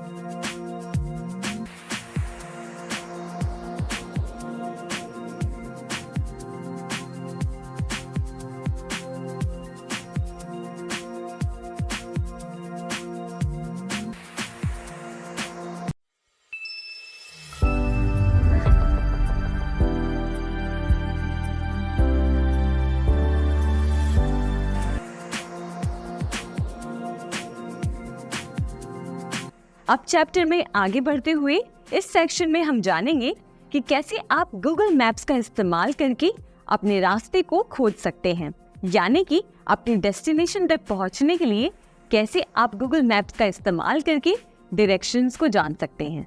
गूगल मैप्स एक ऐसा यूजफुल एप्लीकेशन है जिसका यूज करके आप अपने करंट लोकेशन से अपने डेस्टिनेशन तक पहुंचने के लिए पाथ या फिर डायरेक्शंस को जान सकते हैं। तो आइए आप जानते हैं कि कैसे आप गूगल मैप्स पे किसी भी लोकेशन को ढूंढ सकते हैं। गूगल मैप्स पे किसी भी लोकेशन को सर्च करने के लिए आप सबसे पहले अपने फ़ोन में गूगल मैप्स को ओपन करेंगे। सबसे पहले जब आप गूगल मैप्स ओपन करेंगे तो आप देखेंगे कि आपके सामने एक मैप नज़र आ रही है। इस मैप में आप अपना करंट लोकेशन देख सकते हैं। यहाँ पे अगर आप जूम इन करेंगे तो आप एग्जैक्ट अपनी करंट लोकेशन देख पाएंगे। अपने आसपास की जो भी लोकेलिटीज़ में कौन सी जगह है वो देख पाएंगे। अगर आप जूम आउट करते हैं तो आप मैप को एक और वाइडर पिक्चर के साथ देख सकते हैं। उसके बाद अगर आप ऊपर की तरफ यहाँ पे सर्च बार में देखेंगे तो यहाँ पे आप वो डेस्टिनेशन या वो लोकेशन आपको डालनी होती है जिसके डायरेक्शंस को आप ढूंढ रहे हैं। जैसे फॉर एग्जांपल आप जो भी एड्रेस पे जाना चाहते हैं उसे आप यहाँ पे टाइप करें। टाइप करने के बाद आप यहाँ पे मैग्नीफाइंग ग्लास का जो आइकन है उस पे ऐसे टैप कर सकते हैं। तो यहाँ से आप जो भी ऑप्शन सिलेक्ट करना चाहते हैं वो ऑप्शन आप सिलेक्ट करें और यहाँ पे आप देख पाएंगे कि एक रेड डॉट के जरिए मैप पे उसकी करंट लोकेशन दिखाई दे रही है। अब मान लीजिए अगर आप कोई फेमस लैंडमार्क या कोई फेमस स्पॉट या कोई फेमस लोकेशन है वहां तक अगर आप पहुंचना चाहते हैं तो आप डायरेक्टली जाके सर्च बार में जाकर आप उस लोकेशन को डाल सकते हैं। जैसे फॉर एग्जांपल अगर हम ये लोकेशन डालते हैं और अगर हम जाके मैग्नीफाइंग ग्लास आइकन पे टैप करते हैं तो इससे रिलेटेड जो भी ऑप्शंस हैं वो आपको दिखा देगा। अब आप चाहें तो यहाँ पे जाके आप उसे सिलेक्ट कर सकते हैं। इवन आप मैप को जूम इन करके भी अपने ऑप्शंस को एक्सप्लोर कर सकते हैं और उस एग्जैक्ट लोकेशन को टैप करके सिलेक्ट कर सकते हैं। और आप देखेंगे कि जैसे ही आप टैप करते हैं तो यहाँ पे वो आपको डायरेक्शंस को स्टार्ट करने का ऑप्शन दे देता है। तो इस तरीके से आप गूगल मैप्स पे जाकर अपने डेस्टिनेशन की एड्रेस डालकर उसकी डायरेक्शंस को सर्च कर सकते हैं। अब आइए जानते हैं जिस भी डेस्टिनेशन को आपने सिलेक्ट किया था उसके डायरेक्शंस को आप कैसे ढूंढ सकते हैं। तो यहाँ पे जिस डेस्टिनेशन को हमने सिलेक्ट किया था वहाँ पे सिलेक्ट करते ही आप देखेंगे कि नीचे की तरफ एक डायरेक्शंस नाम का आइकन नजर आ रहा होगा आपको। इस डायरेक्शंस पे आपको क्लिक करना है। आप जैसे ही डायरेक्शंस पर क्लिक करते हैं ये आपको रूट दिखा देता है कि आपके करंट लोकेशन से डेस्टिनेशन की दूरी कितनी है और कैसे आप उस तक पहुंच सकते हैं। यहाँ पे अगर आप देखेंगे तो ये आपको करंट लोकेशन बता रहा है। आप चाहें तो एक स्टार्टिंग पॉइंट डाल सकते हैं जहां समझिए अगर आप किसी स्पेसिफिक लोकेशन से आपके डेस्टिनेशन तक डायरेक्शंस देख रहे हैं तो आप यहाँ पे स्टार्टिंग पॉइंट डालें। अब यहाँ पे हमारा करंट लोकेशन बता रहा है, पर अगर हम कोई स्टार्टिंग पॉइंट डालना चाहते हैं तो हम वो भी कर सकते हैं। जैसे हमने यहाँ पे स्टार्टिंग पॉइंट डाला और इसे यहाँ से टैप करके सिलेक्ट कर लिया। अब आप देखेंगे कि करंट लोकेशन से ये स्विच होकर आपने जो स्टार्टिंग पॉइंट सिलेक्ट की थी अब वो वहां से दिखा रहा है। इसके बाद अगर आप देखेंगे तो प्रीव्यू के बगल में आपको एक स्टेप्स का ऑप्शन दिख रहा होगा। स्टेप्स वाले आइकन पे अगर आप क्लिक करेंगे तो यहाँ पे आपको डिटेल सारी डायरेक्शन यहाँ पे नजर आएगी, जैसे कि कहाँ राइट मुड़ना है, कहाँ लेफ्ट मुड़ना है, कितने मीटर्स के बाद आपको डायरेक्शंस चेंज करनी है। अब इसके बाद आप स्टार्ट पे जाकर अपने नेविगेशन को शुरू कर सकते हैं। जैसे ही आप स्टार्ट पे टैप करते हैं तो देखिए ये आपको रूट दिखाना शुरू कर रहा है, यानी कि अब आप इस रूट को फॉलो करते हुए अपने डेस्टिनेशन तक आराम से पहुंच सकते हैं। अब यहाँ पर आपको एक और बात बता दूं कि अगर आप बैक जाते हैं तो यहाँ से आप अलग अलग ट्रांसपोर्टेशन मोड से स्विच कर सकते हैं। यानी कि अगर आप अपने डेस्टिनेशन तक कार से पहुंच रहे हैं तो आप कार वाला ऑप्शन सिलेक्ट करें। अगर आप बाइक से पहुंचना चाह रहे हैं तो आप बाइक ऑप्शन सिलेक्ट करें। अगर आप बस या कोई और पब्लिक ट्रांसपोर्ट यूज कर रहे हैं तो आप वो सिलेक्ट करें, और या फिर अगर आप वॉकिंग जा रहे हैं तो आप वॉकिंग वाला ऑप्शन सिलेक्ट करें।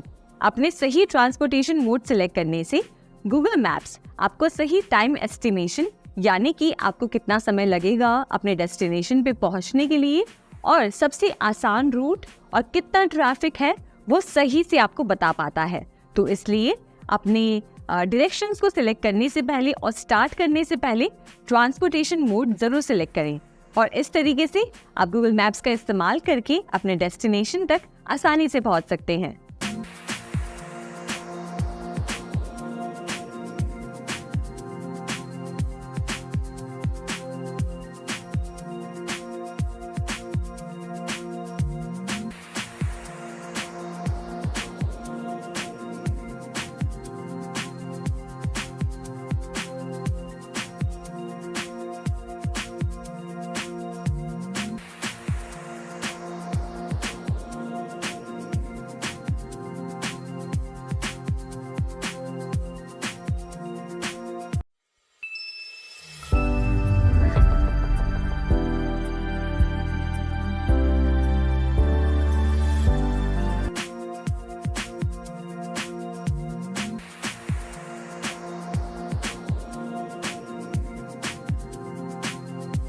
अब आगे बढ़ते हुए हम जानेंगे कि आपके फ़ोन में जो ये सेटिंग पैनल में जो ये ऑप्शंस आते हैं, ब्लूटूथ, वाईफाई, मोबाइल डेटा और जीपीएस, ये क्या करते हैं और आप कैसे इसे यूज़ कर सकते हैं।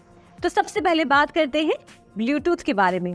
ब्लूटूथ एक वायरलेस टेक्नोलॉजी है, यानी कि एक ऐसी टेक्नोलॉजी है जिसके ज़रिए आप किसी भी डिवाइस को कनेक्ट कर सकते हैं।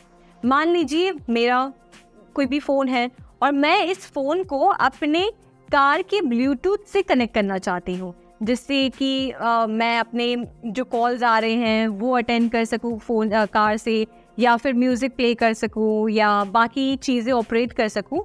तो कार से मेरे फ़ोन को कनेक्ट करने के लिए मैं ब्लूटूथ का यूज़ करती हूँ, और ब्लूटूथ का यूज़ करके आप अपने फ़ोन को किसी भी डिवाइस से कनेक्ट कर सकते हैं। मान लीजिए आपके पास कोई वायरलेस ईयरफोन्स हैं, कोई बड्स हैं जो आप कनेक्ट करना चाहते हैं, तो वैसी सिचुएशन में आप अपने फ़ोन को ब्लूटूथ के ज़रिए ही उस डिवाइस से कनेक्ट करेंगे। अब ये एक बात आपको बता दूं कि ब्लूटूथ जब हम किसी के साथ शेयर करते हैं कोई भी डिवाइस के साथ, तो उसकी जो रेंज होती है वो बहुत कम होती है। मतलब ये नहीं होता है कि आप थोड़ा सा दूर चले गए और आपके जो दोनों डिवाइसेस हैं उन दोनों में डिस्टेंस में ज़्यादा डिफरेंस है तो फिर भी वो कनेक्ट हो जाएगा। नहीं, ऐसा नहीं होता। अगर दोनों डिवाइसेस के बीच में ज़्यादा डिस्टेंस है और ज़्यादा दूरी पर है तो ब्लूटूथ कनेक्ट नहीं हो पाएगा। तो अब देखते हैं कि आप अपने फ़ोन में ब्लूटूथ कैसे ऑन कर सकते हैं और अपने आसपास अवेलेबल डिवाइसेस, कोई स्पीकर या कोई वायरलेस ईयरफोन्स या अपने कार से कनेक्ट कर सकते हैं। तो इसके लिए आप अपना फ़ोन लेंगे और फ़ोन को ओपन करेंगे, और यहाँ पर आप अपने सेटिंग पैनल में जाइए। अब सेटिंग पैनल आपके फ़ोन में कहीं पे भी हो सकता है, नीचे की तरफ हो सकता है, या फिर आप सेटिंग्स में जाके भी ये काम कर सकते हैं। तो चलिए मैं आपको मैनुअली दिखाती हूँ कि कैसे आप ब्लूटूथ को कैसे कनेक्ट कर सकते हैं। आप सेटिंग्स को टैप करेंगे, सेटिंग्स में जाएंगे और यहाँ पे नीचे की तरफ आइए तो देखिए आपको दिख रहा है ब्लूटूथ का ऑप्शन। आप ब्लूटूथ पे क्लिक करें और यहाँ पे देखिए, यहाँ इस पर क्लिक करने से आप ब्लूटूथ को ऑन कर सकते हैं। और जैसे ही आप ब्लूटूथ को ऑन करेंगे तो ये आपको जो भी आसपास अवेलेबल डिवाइसेस हैं उनके नाम बता देगा। जैसे देखिए यहाँ पे इनबुक X3 स्लिम का कोई लैपटॉप है, वो ब्लूटूथ की रेंज में आ रहा है। फिर बाकी दो और फ़ोन्स बता रहे हैं, OnePlus Nord 2 5G और Realme 6 Pro। तो ये दोनों डिवाइसेस बता रहे हैं कि ये रेंज में हैं। तो इन्हें आप सिलेक्ट करके अपने फ़ोन को किसी भी डिवाइस से पेयर कर सकते हैं। देखिए अभी ये मैंने सिलेक्ट किया तो अभी ये उस डिवाइस से पेयर हो जाएगा, और देखिए ये हमारा जो ब्लूटूथ है इस इनबुक डिवाइस से कनेक्ट हो गया है। तो इस तरीके से आप ब्लूटूथ का यूज़ कर सकते हैं और अपने फ़ोन को किसी भी स्मार्टफोन, लैपटॉप, कोई वायरलेस ईयरफोन्स या फिर कार से कनेक्ट कर सकते हैं। अब दूसरा सेटिंग है जीपीएस यानी कि ग्लोबल पोजिशनिंग सिस्टम। ये एक ऐसा सिस्टम है जो आपके स्मार्टफोन का करंट लोकेशन हमेशा अपने फ़ोन में दिखाता रहता है, जिसके ज़रिए आप गूगल मैप्स यूज़ कर सकते हैं और भी तरह की नेविगेशन ऐप्स यूज़ कर सकते हैं। तो आइए देखते हैं कि आप अपने फ़ोन में इस जीपीएस को या फिर लोकेशन को कैसे एक्सेस दे सकते हैं और उसे टर्न ऑन कर सकते हैं। यहाँ पे एक जानने वाली बात ये है कि अगर आप लोकेशन को ऑन नहीं करेंगे तो आपके लिए अपना करंट लोकेशन पता कर पाना या नेविगेशन ऐप्स को यूज़ करना बहुत मुश्किल हो जाता है। तो अगर आप नेविगेशन ऐप्स को यूज़ करना चाहते हैं जैसे कि गूगल मैप्स, तो आपको इन परमिशंस को या इन सेटिंग्स को टर्न ऑन करना पड़ता है। तो लोकेशन टर्न ऑन करने के लिए आप अपने फ़ोन में सेटिंग्स को ओपन करेंगे, सेटिंग्स वाले एप्लीकेशन को, सेटिंग्स को ओपन करें और यहाँ पे आप या तो यहाँ पे सर्च कर सकते हैं लोकेशन, या तो आप यहाँ पे जो सेटिंग्स अवेलेबल हैं इसमें लोकेशन को सर्च करें। देखिए मेरे यहाँ पे फ़ोन में नीचे की तरफ लोकेशन है, मैं इस पर क्लिक करूँगी और यहाँ से देखिए मेरा लोकेशन ऑफ है। इसे टर्न ऑन करके आप देख सकते हैं कि मेरा लोकेशन एक्सेस अब ऑन हो गया है, यानी कि मेरे फ़ोन में जो एप्लीकेशंस हैं, जो नेविगेशन एप्लीकेशंस हैं जिनको काम करने के लिए मेरे करंट लोकेशन की ज़रूरत होती है, वो अब वो यूज़ कर पाएंगे। और यहाँ पे आप देखेंगे रिसेंट एक्सेस में तो आप देख पाएंगे कि मैप्स मेरा करंट लोकेशन यूज़ कर रहा है, गूगल मेरा करंट लोकेशन यूज़ कर रहा है, कैमरा भी मेरा करंट लोकेशन यूज़ कर रहा है। और यहाँ पे सी ऑल में आप जाएंगे तो यहाँ पे अगर और भी एप्लीकेशंस हैं तो वो आपको दिख जाएंगे। और एक और इंटरेस्टिंग बात ये है कि आप लोकेशन सर्विसेज में जाएंगे तो यहाँ पे earthquake alerts, emergency location service, Google location accuracy, ये सारे सेटिंग्स को भी आप ऑन कर सकते हैं। तो ये था तरीका कि कैसे आप अपने फ़ोन में लोकेशन को हमेशा ऑन रखकर नेविगेशंस को या फिर और भी जो एप्लीकेशंस हैं जिन्हें आपके लोकेशन की ज़रूरत होती है उन्हें एक्सेस दे सकते हैं। अब तीसरा सेटिंग है मोबाइल डेटा। मोबाइल डेटा के बारे में आप जानते होंगे। मोबाइल डेटा के ज़रिए आप अपने फ़ोन में मोबाइल डेटा को यूज़ कर सकते हैं, यानी कि इंटरनेट को यूज़ कर सकते हैं। अब ये इंटरनेट सर्विस आपका सेल ऑपरेटर प्रोवाइड करता है, यानी कि आपके फ़ोन में जिस भी कंपनी का सिम कार्ड है, मान लीजिए जियो का है, एयरटेल का है, वोडाफोन का है, बीएसएनएल का है, तो वो सेल ऑपरेटर आपको वो इंटरनेट सर्विस प्रोवाइड करता है। अब इस इंटरनेट सर्विस को यूज़ करने के लिए सबसे पहले तो आपको अपने सेल ऑपरेटर के थ्रू अपने फ़ोन में मोबाइल डेटा का रिचार्ज कराना होता है। अगर आपके फ़ोन में मोबाइल डेटा का रिचार्ज है तभी आप मोबाइल डेटा को यूज़ कर पाएंगे, वरना नहीं कर पाएंगे। तो एक बार आपने रिचार्ज करा लिया है, यानी कि आपने सब्सक्रिप्शन परचेज कर लिया है, उसके बाद आप अपने फ़ोन में सेटिंग्स में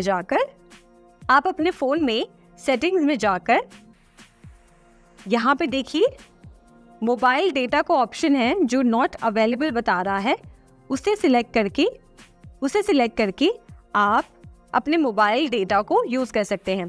अभी मेरे फ़ोन में कोई सिम कार्ड नहीं है इसलिए आप नहीं देख पा रहे हैं, पर ये जो मोबाइल डेटा का ऑप्शन है इस पर आप क्लिक करेंगे तो आपके फ़ोन का जो सेल ऑपरेटर है, जो सर्विस प्रोवाइडर है, वो आपको मोबाइल डेटा से यानी कि इंटरनेट से कनेक्ट करवा देगा।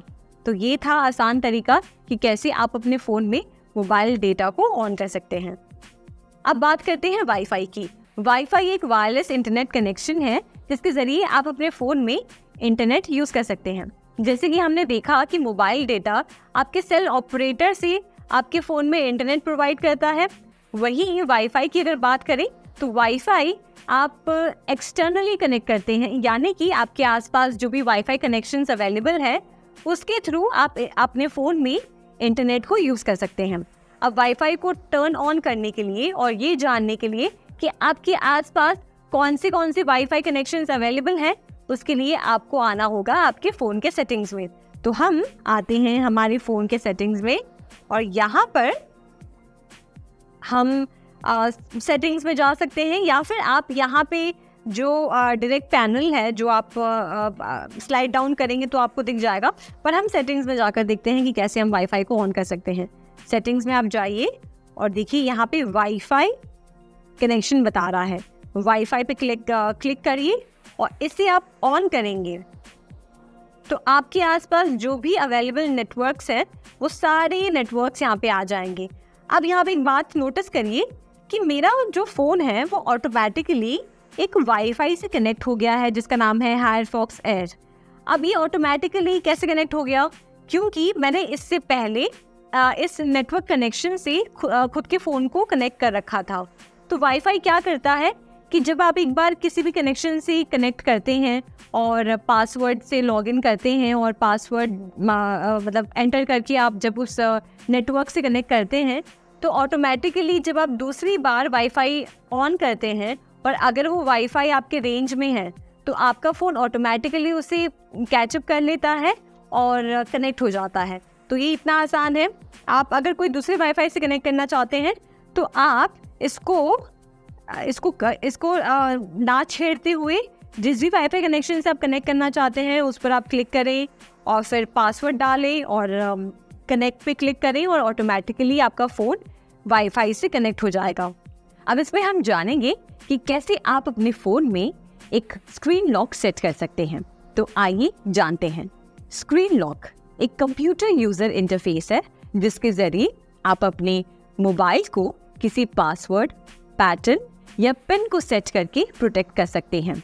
यानी कि अगर कोई और आपका डिवाइस, आपका मोबाइल यूज़ करना चाहता है तो उन्हें सबसे पहले आपसे आपके फ़ोन का पासवर्ड मांगना होगा, उसके बाद ही वो आपके फ़ोन को ओपन कर सकते हैं। तो आइए जानते हैं कि आप अपने फ़ोन में कैसे एक स्क्रीन लॉक सेट कर सकते हैं। इसके लिए आपको अपने फ़ोन को ओपन करना है। तो यहाँ पे फ़ोन ओपन करते ही आप सबसे पहले जाएंगे सेटिंग्स में। सेटिंग्स को आप टैप करें और आप सर्च करें सिक्योरिटी एंड प्राइवेसी। जैसे ही आपको सिक्योरिटी एंड प्राइवेसी मिलता है, आप उस ऑप्शन पे टैप करें और देखिए कि वहाँ पे एक स्क्रीन लॉक सेट करने का ऑप्शन होगा। जैसे ही आप सेट स्क्रीन लॉक पे टैप करते हैं तो यहाँ आप देखेंगे 3 ऑप्शंस हैं जिसे यूज़ करके आप अपने फ़ोन को लॉक कर सकते हैं। सबसे पहला ऑप्शन है न्यूमेरिक। न्यूमेरिक में आप नंबर्स का यूज़ करके अपने फ़ोन को लॉक कर सकते हैं। दूसरा ऑप्शन है अल्फ़ा न्यूमेरिक, जिसमें आप अल्फ़ाबेट्स और नंबर्स का यूज़ करके अपने फ़ोन को लॉक कर सकते हैं। और तीसरा है पैटर्न, जिसमें आप कोई पैटर्न बनाकर अपने फ़ोन को लॉक कर सकते हैं। तो ये हमने जाना कैसे आप अपने स्मार्टफोन डिवाइस में एक स्क्रीन लॉक सेट कर सकते हैं। अब इस टॉपिक में हम बात करेंगे मोबाइल हॉटस्पॉट के बारे में। मोबाइल हॉटस्पॉट आप यूज़ भी करते होंगे, आपने सुना भी होगा।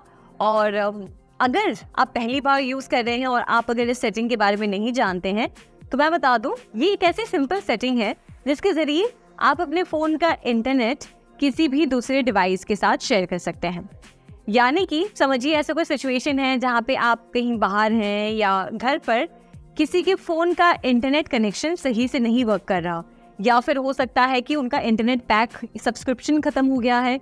तो ऐसे सिचुएशन में आप उनके साथ अपना इंटरनेट शेयर कर सकते हैं जिसके ज़रिए वो अपने फ़ोन में आपका इंटरनेट यूज़ कर पाएंगे। ये करने के लिए एक बहुत ही सिंपल और बहुत ही ईजी तरीका है जो आपको सेटिंग में जाके करना होता है। तो चलिए अब देखते हैं कि आप अपने फ़ोन से दूसरे फ़ोन में इंटरनेट को कैसे ट्रांसफ़र कर सकते हैं या फिर इंटरनेट कैसे शेयर कर सकते हैं। अब यहाँ इस सिचुएशन में मैं आपको बताती हूँ कि मेरे पास 2 फ़ोन्स हैं और मैं चाह रही हूँ कि मेरे जो इस फ़ोन में इंटरनेट है वो दूसरे फ़ोन में भी चले, वो दूसरे फ़ोन में भी वो इंटरनेट एक्सेस कर पाए।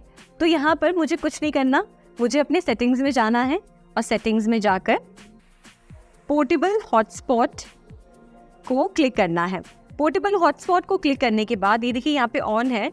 अगर ये ऑफ है तो आप इसे ऑन कर लीजिए और आप इसे सेटअप भी कर सकते हैं। यहाँ से देखिए इसका पासवर्ड नज़र आ रहा है। मैं चाहूँ तो इसका पासवर्ड जो चाहे वो ऐड कर सकती हूँ और यहाँ से आप राइट क्लिक करेंगे, राइट पे टैप करेंगे तो ये पासवर्ड 34567890 ये पासवर्ड यहाँ पे सेट हो गया है। अब जैसे कि मैं दूसरे फ़ोन में ये हॉटस्पॉट कनेक्ट करना चाहती हूँ वाईफाई के ज़रिए, तो मुझे मेरे फ़ोन में जाना होगा और वाईफाई को ऑन करना होगा। वाईफाई को ऑन करते ही देखिए ये भले ही इस फायरफॉक्स एयर वाईफाई से कनेक्ट हो गया है, पर मैं चाहती हूँ कि ये मेरे फ़ोन की वाईफाई से कनेक्ट हो। तो मैं इसे सिलेक्ट करके यहाँ पे जो पासवर्ड हमने मेंशन किया था वो यहाँ से हम देख सकते हैं, और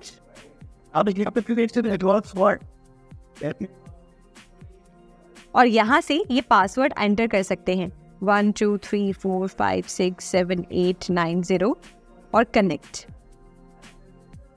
अब ये देखिए मैंने एक डिवाइस से दूसरे डिवाइस में इंटरनेट को शेयर कर दिया है, यानी कि इंटरनेट कनेक्शन अब मैं दोनों ही डिवाइसेस में यूज़ कर सकती हूँ।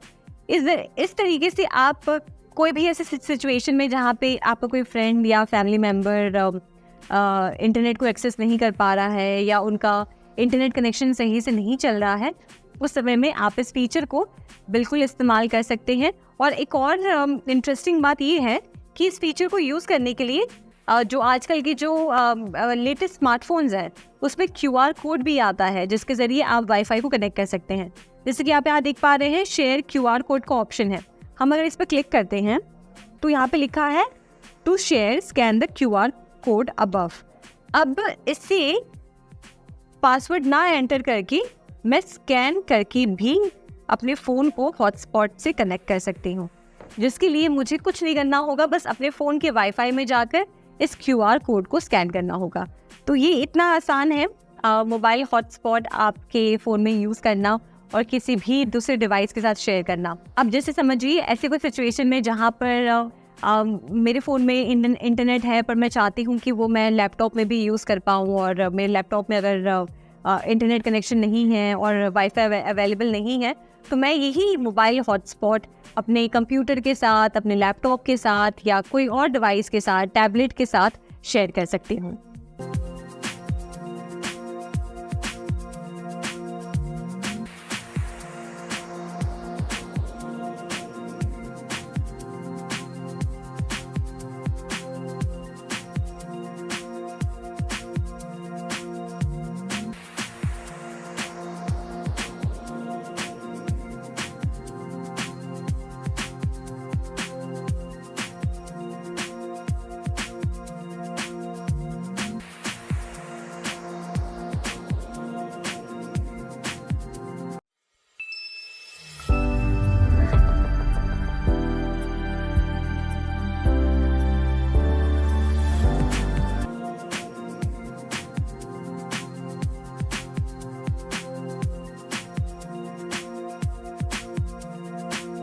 अब इस सेक्शन में हम कुछ ऐसी यूजफुल ऐप्स की बात करेंगे जो सेंट्रल गवर्नमेंट ने हम इंडियन सिटीजन्स के लिए बनाई हैं। तो सबसे पहले हम बात करेंगे उमंग ऐप की। उमंग ऐप यानी कि unified mobile app for new age governance, इसको डेवलप किया है मिनिस्ट्री ऑफ इलेक्ट्रॉनिक्स और इंफॉर्मेशन टेक्नोलॉजी और नेशनल ई गवर्नेंस डिवीजन ने। इस उमंग ऐप का उद्देश्य ये है कि जो भी सर्विसेज हमें हमारा स्टेट गवर्नमेंट, सेंट्रल गवर्नमेंट या कोई प्राइवेट बॉडी या लोकल ऑर्गेनाइजेशंस हमें प्रोवाइड करते हैं, वही सेम सर्विसेज हम इस ऐप के जरिए कर सकते हैं। तो ये ऐप बहुत ही यूजफुल है और आगे हम बढ़ते हुए जानेंगे कि इस ऐप को हम कैसे इंस्टॉल कर सकते हैं, कैसे यूज कर सकते हैं और इसमें कौन सी सेवाएं मौजूद हैं। अब उमंग ऐप को डाउनलोड करने के 3 तरीके हैं। सबसे पहले या तो आप उनकी ऑफिशियल वेबसाइट पे जाके जो QR कोड है उसे स्कैन करके अपने फ़ोन में डाउनलोड कर सकते हैं। दूसरा तरीका है ये स्क्रीन पे दिए गए नंबर पर आप कॉल करके जो मैसेज में आपको लिंक रिसीव होता है उसके थ्रू भी आप इस ऐप को डाउनलोड कर सकते हैं। और तीसरा तरीका है हमारे प्ले स्टोर से डाउनलोड कर सकते हैं। तो चलिए देखते हैं कि उमंग ऐप पे आप रजिस्ट्रेशन कैसे कर सकते हैं। तो सबसे पहले आप अपना फ़ोन लेंगे और आप अपने फ़ोन पे प्ले स्टोर पे जाएंगे जहाँ पे हम सारे ऐप्स इंस्टॉल कर रहे थे। यहाँ पे सर्च बार में जाकर आप सर्च करेंगे उमंग ऐप। यहाँ देखिए जो सबसे पहला ऐप दिख रहा है, ये आपको लोगो भी नजर आ रहा होगा। इसको आप इंस्टॉल करें, इंस्टॉल पर टैप करके, और यहाँ पर आप देखेंगे वेरीफाइड बाय प्ले प्रोटेक्ट लिखा है। ये दिखाता है कि जो ऐप हम इंस्टॉल कर रहे हैं वो गूगल से वेरीफाइड है। देखिए अब ये डाउनलोड हो रहा है, इंस्टॉलिंग, और यहाँ से ओपन कर लें। आप एक बार ओपन पे क्लिक करेंगे तो आपके सामने कुछ ऐसी विंडो ओपन होगी। यहाँ पे आप चाहे तो स्किप कर सकते हैं या फिर आप नेक्स्ट टैप करते रहें। ये इसमें आपको अलग अलग ऑप्शंस हैं। यहाँ पे अगर आपने इससे पहले इस ऐप में लॉगिन किया है, यानी कि रजिस्टर किया है, तो आप डायरेक्टली लॉगिन कर सकते हैं। अगर आप पहली बार यूज़र हैं, यानी कि मेरी तरह आप पहली बार इस ऐप को अपने फ़ोन में इंस्टॉल कर रहे हैं, तो सबसे पहले आपको रजिस्टर करना होगा। तो हम यहाँ पे क्लिक करेंगे new on Umang register here. तो रजिस्टर हियर पे आप क्लिक करें। उसके बाद अपना मोबाइल नंबर यहाँ पे डालें।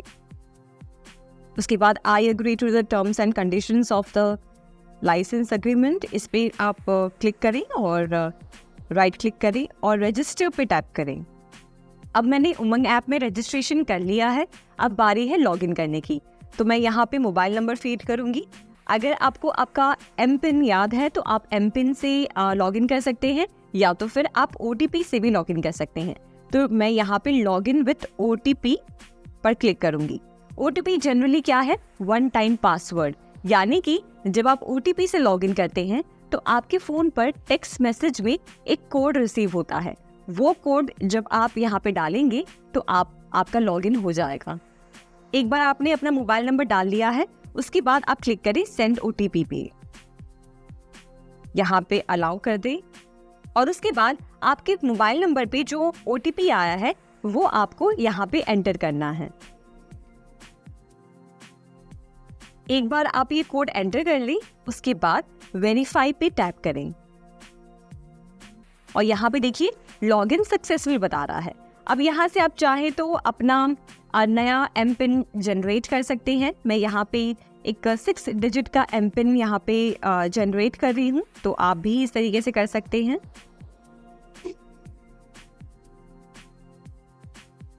Submit, M pin updated successfully. और ये अब आप देख सकते हैं कि हम उमंग ऐप पे आ गए हैं। यहाँ पे आप चेक करेंगे तो काफ़ी सारी सर्विसेज आपको ये ऐप प्रोवाइड करता है।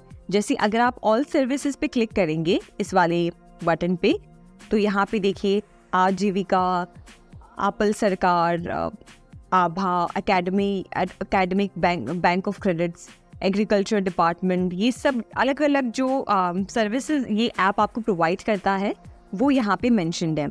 उसके बाद यहाँ पे BG लॉकर पे देखेंगे तो ये सारी आधार कार्ड की services, driving licence, registration of vehicles और ये बाकी डॉक्यूमेंट्स के यहाँ पे सर्विसेज प्रोवाइडेड हैं। और उसके बाद अगर आप स्कीम्स पे जाएंगे तो आप अलग अलग जो सरकार की तरफ से आपके लिए जो स्कीम्स बनाई गई हैं, जो आप यूज़ कर सकते हैं, जिसका आप लाभ उठा सकते हैं, उसकी इन्फॉर्मेशन यहाँ पे दी जाती हैं। तो इस ऐप को इंस्टॉल करें और देखें कि ये एप्लीकेशन कितना यूज़फुल है। अब हमने उमंग ऐप के बारे में तो देख लिया, अब आगे बढ़ते हुए हम जानते हैं एम आधार ऐप के बारे में। एम आधार ऐप एक ऐसा ऐप है जिसे डिज़ाइन किया गया है हमारे कन्वीनियंस के लिए। जैसे कि आप अपने वॉलेट या पर्स में आधार कार्ड कैरी करते हैं, वैसे ही डिजिटली आप अपने फ़ोन में इस आधार की डिटेल्स रख सकते हैं, जैसे कि बायोमेट्रिक इंफॉर्मेशन, आपकी फ़ोटो, आपका एड्रेस, जो भी प्रूफ आपको रिक्वायर्ड होता है आप इस ऐप में डिजिटली स्टोर कर सकते हैं, जिसकी वजह से आप उसको जब चाहे तब एक्सेस कर सकते हैं। इस ऐप को डेवलप किया है UIDAI ने, यानी कि unique identification authority of India. अब देखते हैं कि आप इस ऐप को कैसे अपने फ़ोन में इंस्टॉल कर सकते हैं, लॉगिन कर सकते हैं और कैसे इसे यूज़ कर सकते हैं। एम आधार ऐप अपने फ़ोन में इंस्टॉल करने के लिए सबसे पहले आप ओपन करिए प्ले स्टोर और प्ले स्टोर पर जाके सर्च करिए एम आधार। ये एम आधार एप्लीकेशन अब आपको दिख रहा होगा, इन पे टैप करें।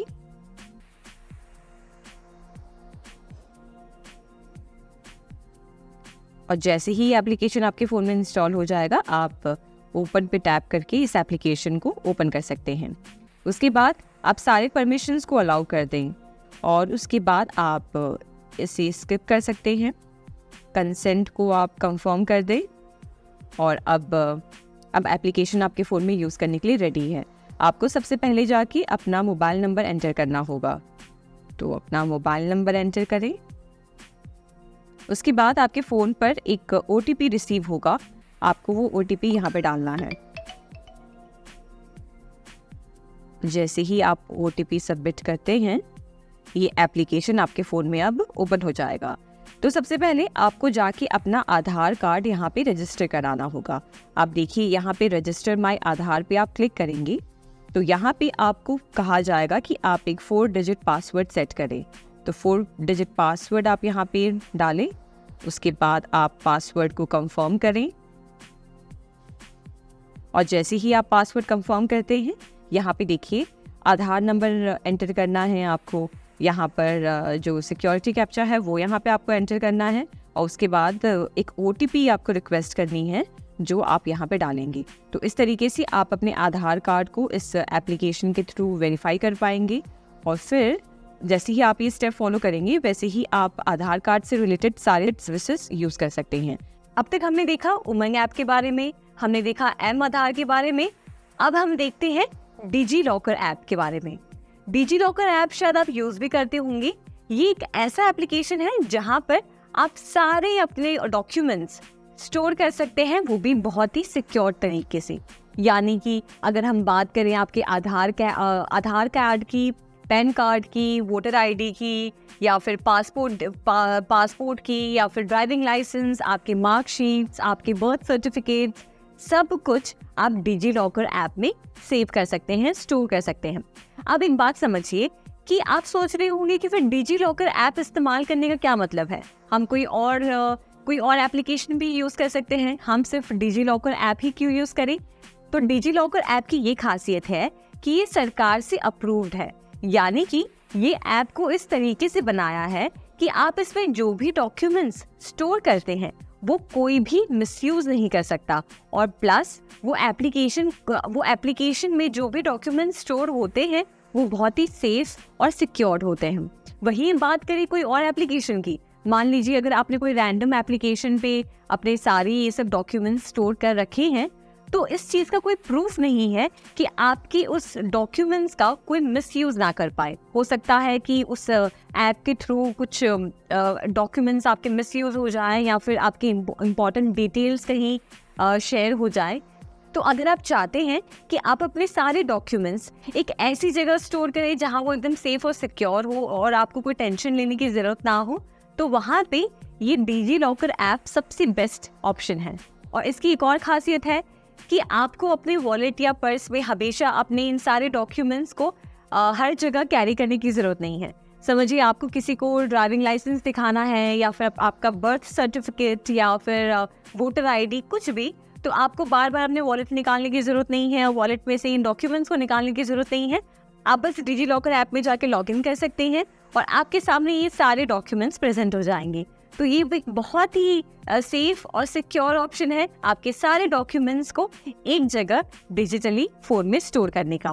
इसकी वजह से आपको जो कन्वीनियंस मिलती है कि आप कहीं पे भी अपने डॉक्यूमेंट्स यूज़ कर पाए, और जो सबसे सेफ और सिक्योर तरीका है वो इस ऐप के ज़रिए आपको मिलता है। तो अब हम देखते हैं कि आप अपने फ़ोन में डिजी लॉकर ऐप कैसे इंस्टॉल कर सकते हैं और कैसे यूज़ कर सकते हैं। तो हम आएंगे हमारे प्ले स्टोर की तरफ। यहाँ पे हम सर्च करेंगे डिजी लॉकर। यहाँ पे डिजी लॉकर आप टाइप करें। उसके बाद देखिए ये जो पहला ऑप्शन आ गया है आपके सामने, आपको इस पर क्लिक करना है। तो यहाँ पे हम इंस्टॉल पे क्लिक करेंगे। देखिए ये एप्लीकेशन अब आपके फ़ोन में इंस्टॉल हो रहा है और जैसे ही इंस्टॉल हो जाएगा आपको इसको ओपन करना है।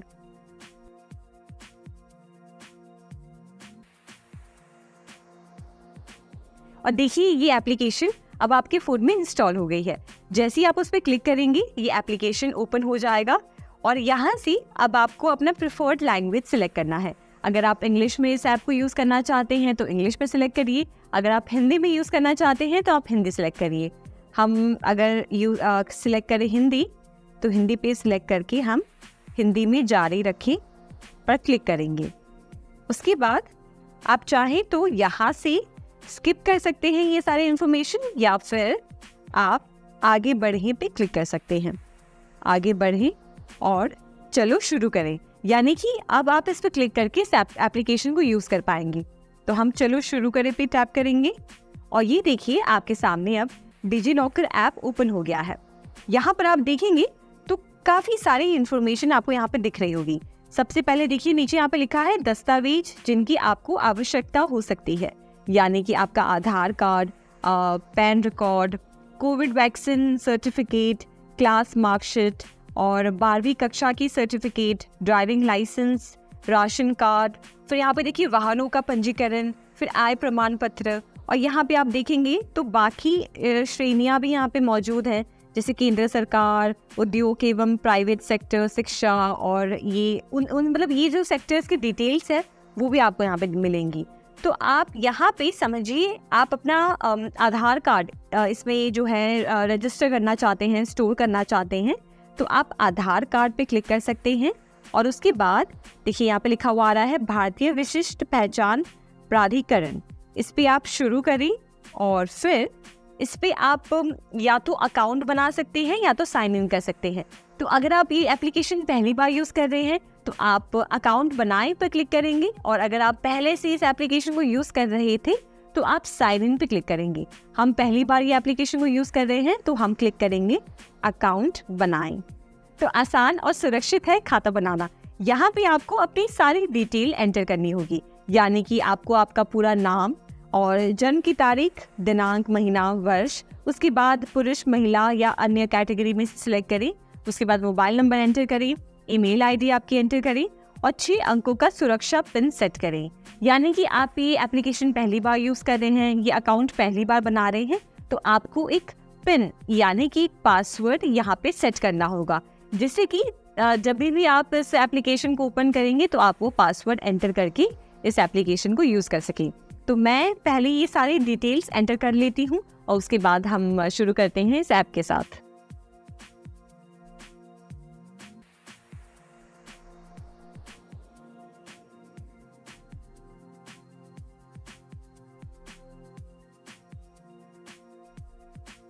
तो ये हमने हमारी जो डिटेल्स है, यानी कि नाम, बर्थ डेट वगैरह हमने एंटर किया। उसके बाद हमने आधार की डिटेल्स डाली और जो भी OTP आ रहा था वो हमने यहाँ पे इसमें फीड करके आप देख सकते हैं अब हम एप्लीकेशन यूज़ कर पा रहे हैं। यहाँ पे मेरा आधार कार्ड आ रहा है, यहाँ पे आधार कार्ड पे टैप करके यहाँ पे मैं अपना डिजिटल आधार कार्ड एक्सेस कर सकती हूँ। उसी के साथ साथ यहाँ पे QR कोड भी है। फिर आप बैक जाएंगे तो यहाँ पे आप अपनी बाकी सर्टिफिकेट्स या बाकी डॉक्यूमेंट्स हैं वो भी ऐड कर सकते हैं, जैसे कि हमने इससे पहले बात की कोविड सर्टिफिकेट, आपकी क्लास की मार्कशीट और ड्राइविंग लाइसेंस से लेकर सब कुछ, यानी कि A to Z जो भी आपके डॉक्यूमेंट्स हैं जो वेरिफिकेशन में आपको काम आते हैं वो आप यहाँ पे स्टोर कर सकते हैं। जैसे मैंने अपना आधार कार्ड इसमें ऐड किया वैसे ही आप अपने बाकी डिटेल्स भी इसमें ऐड कर सकते हैं, जैसे कि PAN card, driving licence, voter ID, marksheet, 12th की मार्कशीट और बर्थ सर्टिफिकेट, सब कुछ A to Z आप सब कुछ इसमें एंटर करें और इस एप्लीकेशन को कहीं पे भी एक्सेस करें। तो ये एप्लीकेशन ज़रूर यूज़ करें, ये एप्लीकेशन बहुत यूज़फुल है और आप डिजिटली अपने हर डॉक्यूमेंट्स को स्टोर कर सकते हैं, वो भी आसानी से और सेफ तरीके से। अब तक हमने देखा एम आधार ऐप के बारे में, डिजिलॉकर ऐप के बारे में और उमंग ऐप के बारे में। अब आगे बढ़ते हुए हम जानेंगे NDL ऐप के बारे में, यानी कि national digital library of India. ये एक ऐसा एप्लीकेशन है जो गवर्नमेंट ने डिज़ाइन किया है, जिसमें आपको एजुकेशन से रिलेटेड जो भी रिसर्च पेपर्स हैं या फिर जो भी टेक्स्ट बुक्स हैं वो आपको इस एप्लीकेशन में मिलेंगे। समझिए अगर आपको 10th क्लास की कोई बुक डाउनलोड करनी है, आप उसको डिजिटली एक्सेस करना चाहते हैं, तो आप इस एप्लीकेशन के थ्रू उस बुक को पढ़ सकते हैं और उसके कंटेंट को देख सकते हैं। वैसे ही कई सारे जो ऑथोराइज्ड एजुकेशन बोर्ड हैं उनकी सारी डिटेल्स आपको यहाँ पे मिल जाएंगी, जो टेक्स्ट बुक्स है वो मिल जाएंगे, जो सिलेबस है और भी कई सारी इन्फॉर्मेशन। तो आइए देखते हैं कि ये NDL ऐप आप कैसे प्ले स्टोर से डाउनलोड कर सकते हैं। आपकी जानकारी के लिए आपको बता दूं कि ये NDL app education department of government of India के अंदर आता है, तो ये एकदम अप्रूव्ड ऐप है। आप इस ऐप को इंस्टॉल करिए और देखिए कि इसमें से आप किस तरीके से अपने पढ़ाई के लिए इस एप्लीकेशन को यूज़ कर सकते हैं। तो चलिए अब देखते हैं कि NDL ऐप कैसे आप यूज़ कर सकते हैं, उस पर कौन सी सर्विसेज आपको मिलती हैं।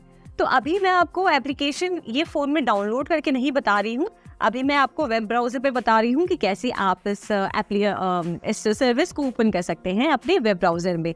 तो मैंने अपने यहाँ पे कंप्यूटर पे गूगल ओपन कर दिया है और यहाँ पे आप टाइप करिए NDL app. NDL app tap करने के बाद देखिए यहाँ पे गूगल प्ले स्टोर का ऑप्शन आ गया है। तो हम अभी फ़ोन में इसको इंस्टॉल नहीं कर रहे हैं, हम ब्राउज़र में जाएंगे और यहाँ पे इसकी जो वेबसाइट है देखिए यहाँ पे दिखाई दे रही है, इस पर हम क्लिक करेंगे। जैसे ही हमने क्लिक किया देखिए हमारे सामने ये वेबसाइट ओपन हो गई है, national digital library of India. यहाँ पे आप देखिए यहाँ पे लिखा है कि सर्च ओवर रिसोर्सेज और सीबीएसई एग्जामिनेशन प्रिपरेशन के लिए, आईआईटी और जेईई के लिए, फिर उसके बाद humanity, science, engineering, school, literature, law and management, her category, education में जो भी कैटेगरीज आती हैं वो सारी कैटेगरीज यहाँ पे मेंशन्ड है। मान लीजिए मैंने यहाँ पे साइंस सेलेक्ट किया।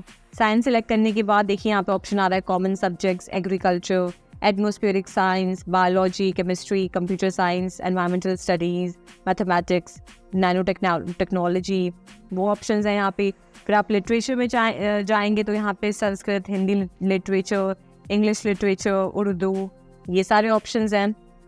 उसके बाद देखते हैं और क्या है, यहाँ पे आप data sets, documents and videos, ये सारी जो है रिसर्च पेपर्स या कह लें कि जो टेक्स्ट बुक्स आपको यहाँ पे मिल जाएंगी।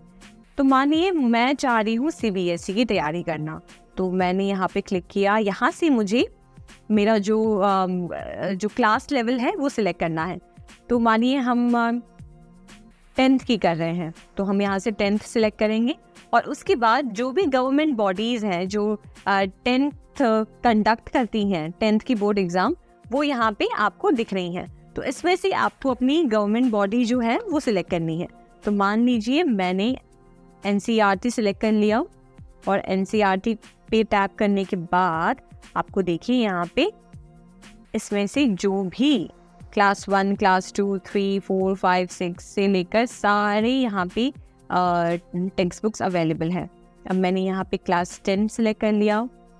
क्लास 10 सिलेक्ट करने के बाद यहाँ पे सब्जेक्ट्स आ गए हैं कि मैं इंग्लिश, हिंदी, संस्कृत, उर्दू, कौन से सब्जेक्ट यहाँ पे सिलेक्ट करना चाहती हूँ।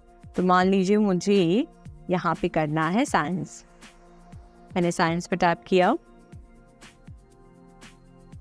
और उसके बाद अंदर यहाँ पे और ऑप्शंस आ गए हैं। तो मैंने कर लिया विज्ञान। विज्ञान के बाद यहाँ पे टॉपिक्स आ गए हैं जैसे रासायनिक, फिर धातु एवं अधातु और ये सारे टॉपिक्स। आप इसमें से जो टॉपिक सिलेक्ट करना चाहते हैं वो टॉपिक सिलेक्ट करिए और उसके बाद आप इन टेक्स्ट बुक्स को, इन लाइब्रेरी को यूज़ कर सकते हैं। अपने फ़ोन में जाके आप एनडीएल ऐप टाइप करें या तो फिर वेब ब्राउज़र में जाके national digital library of India type करें और इस जो सर्विस हमें जो गवर्नमेंट प्रोवाइड कर रही है, प्लीज़ इसे एक्सप्लोर करें क्योंकि हो सकता है कि ये आपके लिए बहुत यूज़फुल हो। तो ये हमने जाना एनडीएल यानी कि national digital library of India के बारे में।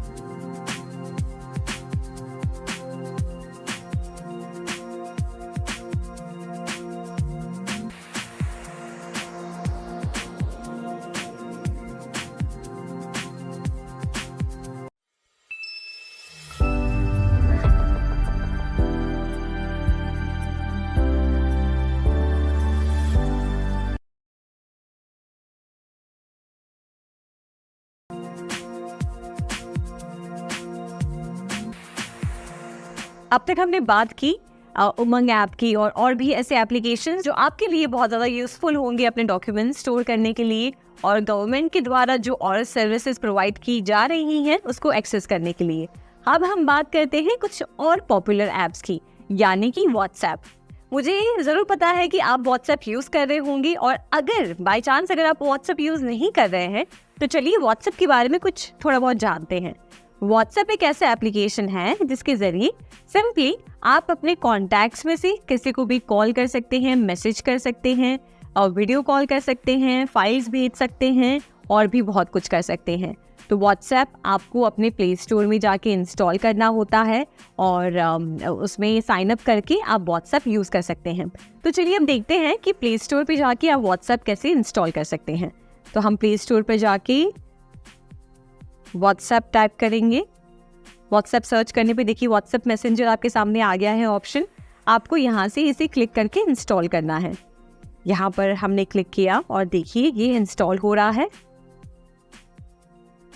अब जैसे ही ये ऐप इंस्टॉल हो जाएगा आपको ओपन पे टैप करना है और यहाँ पे देखिए ये आपको आपका लैंग्वेज सिलेक्ट करने का ऑप्शन दे रहा है। तो मैंने इंग्लिश सिलेक्ट कर लिया, agree and continue and allow WhatsApp to send your notifications, allow. और यहाँ पे आपको अपना मोबाइल नंबर ऐड करना है।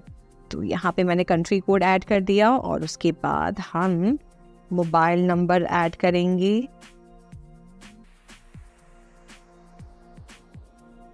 Is this the correct number? Yes.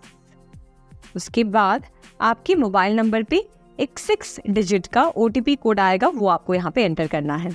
तो अब मैं अपने मोबाइल फ़ोन से ये कोड एंटर करके इस फ़ोन में व्हाट्सएप ओपन कर सकती हूँ। तो इस तरीके से आप वेरीफाई कर लें और कंटिन्यू पे क्लिक करें, अलाउ कर दें सारे परमिशंस और जो भी इंफॉर्मेशन आप यहाँ पे ऐड करना चाहते हैं, जैसे मैंने अपना यहाँ पे नाम टाइप कर लिया।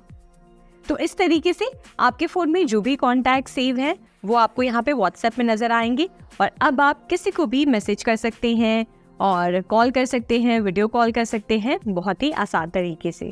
अब ये तो हमने जाना व्हाट्सएप के बारे में।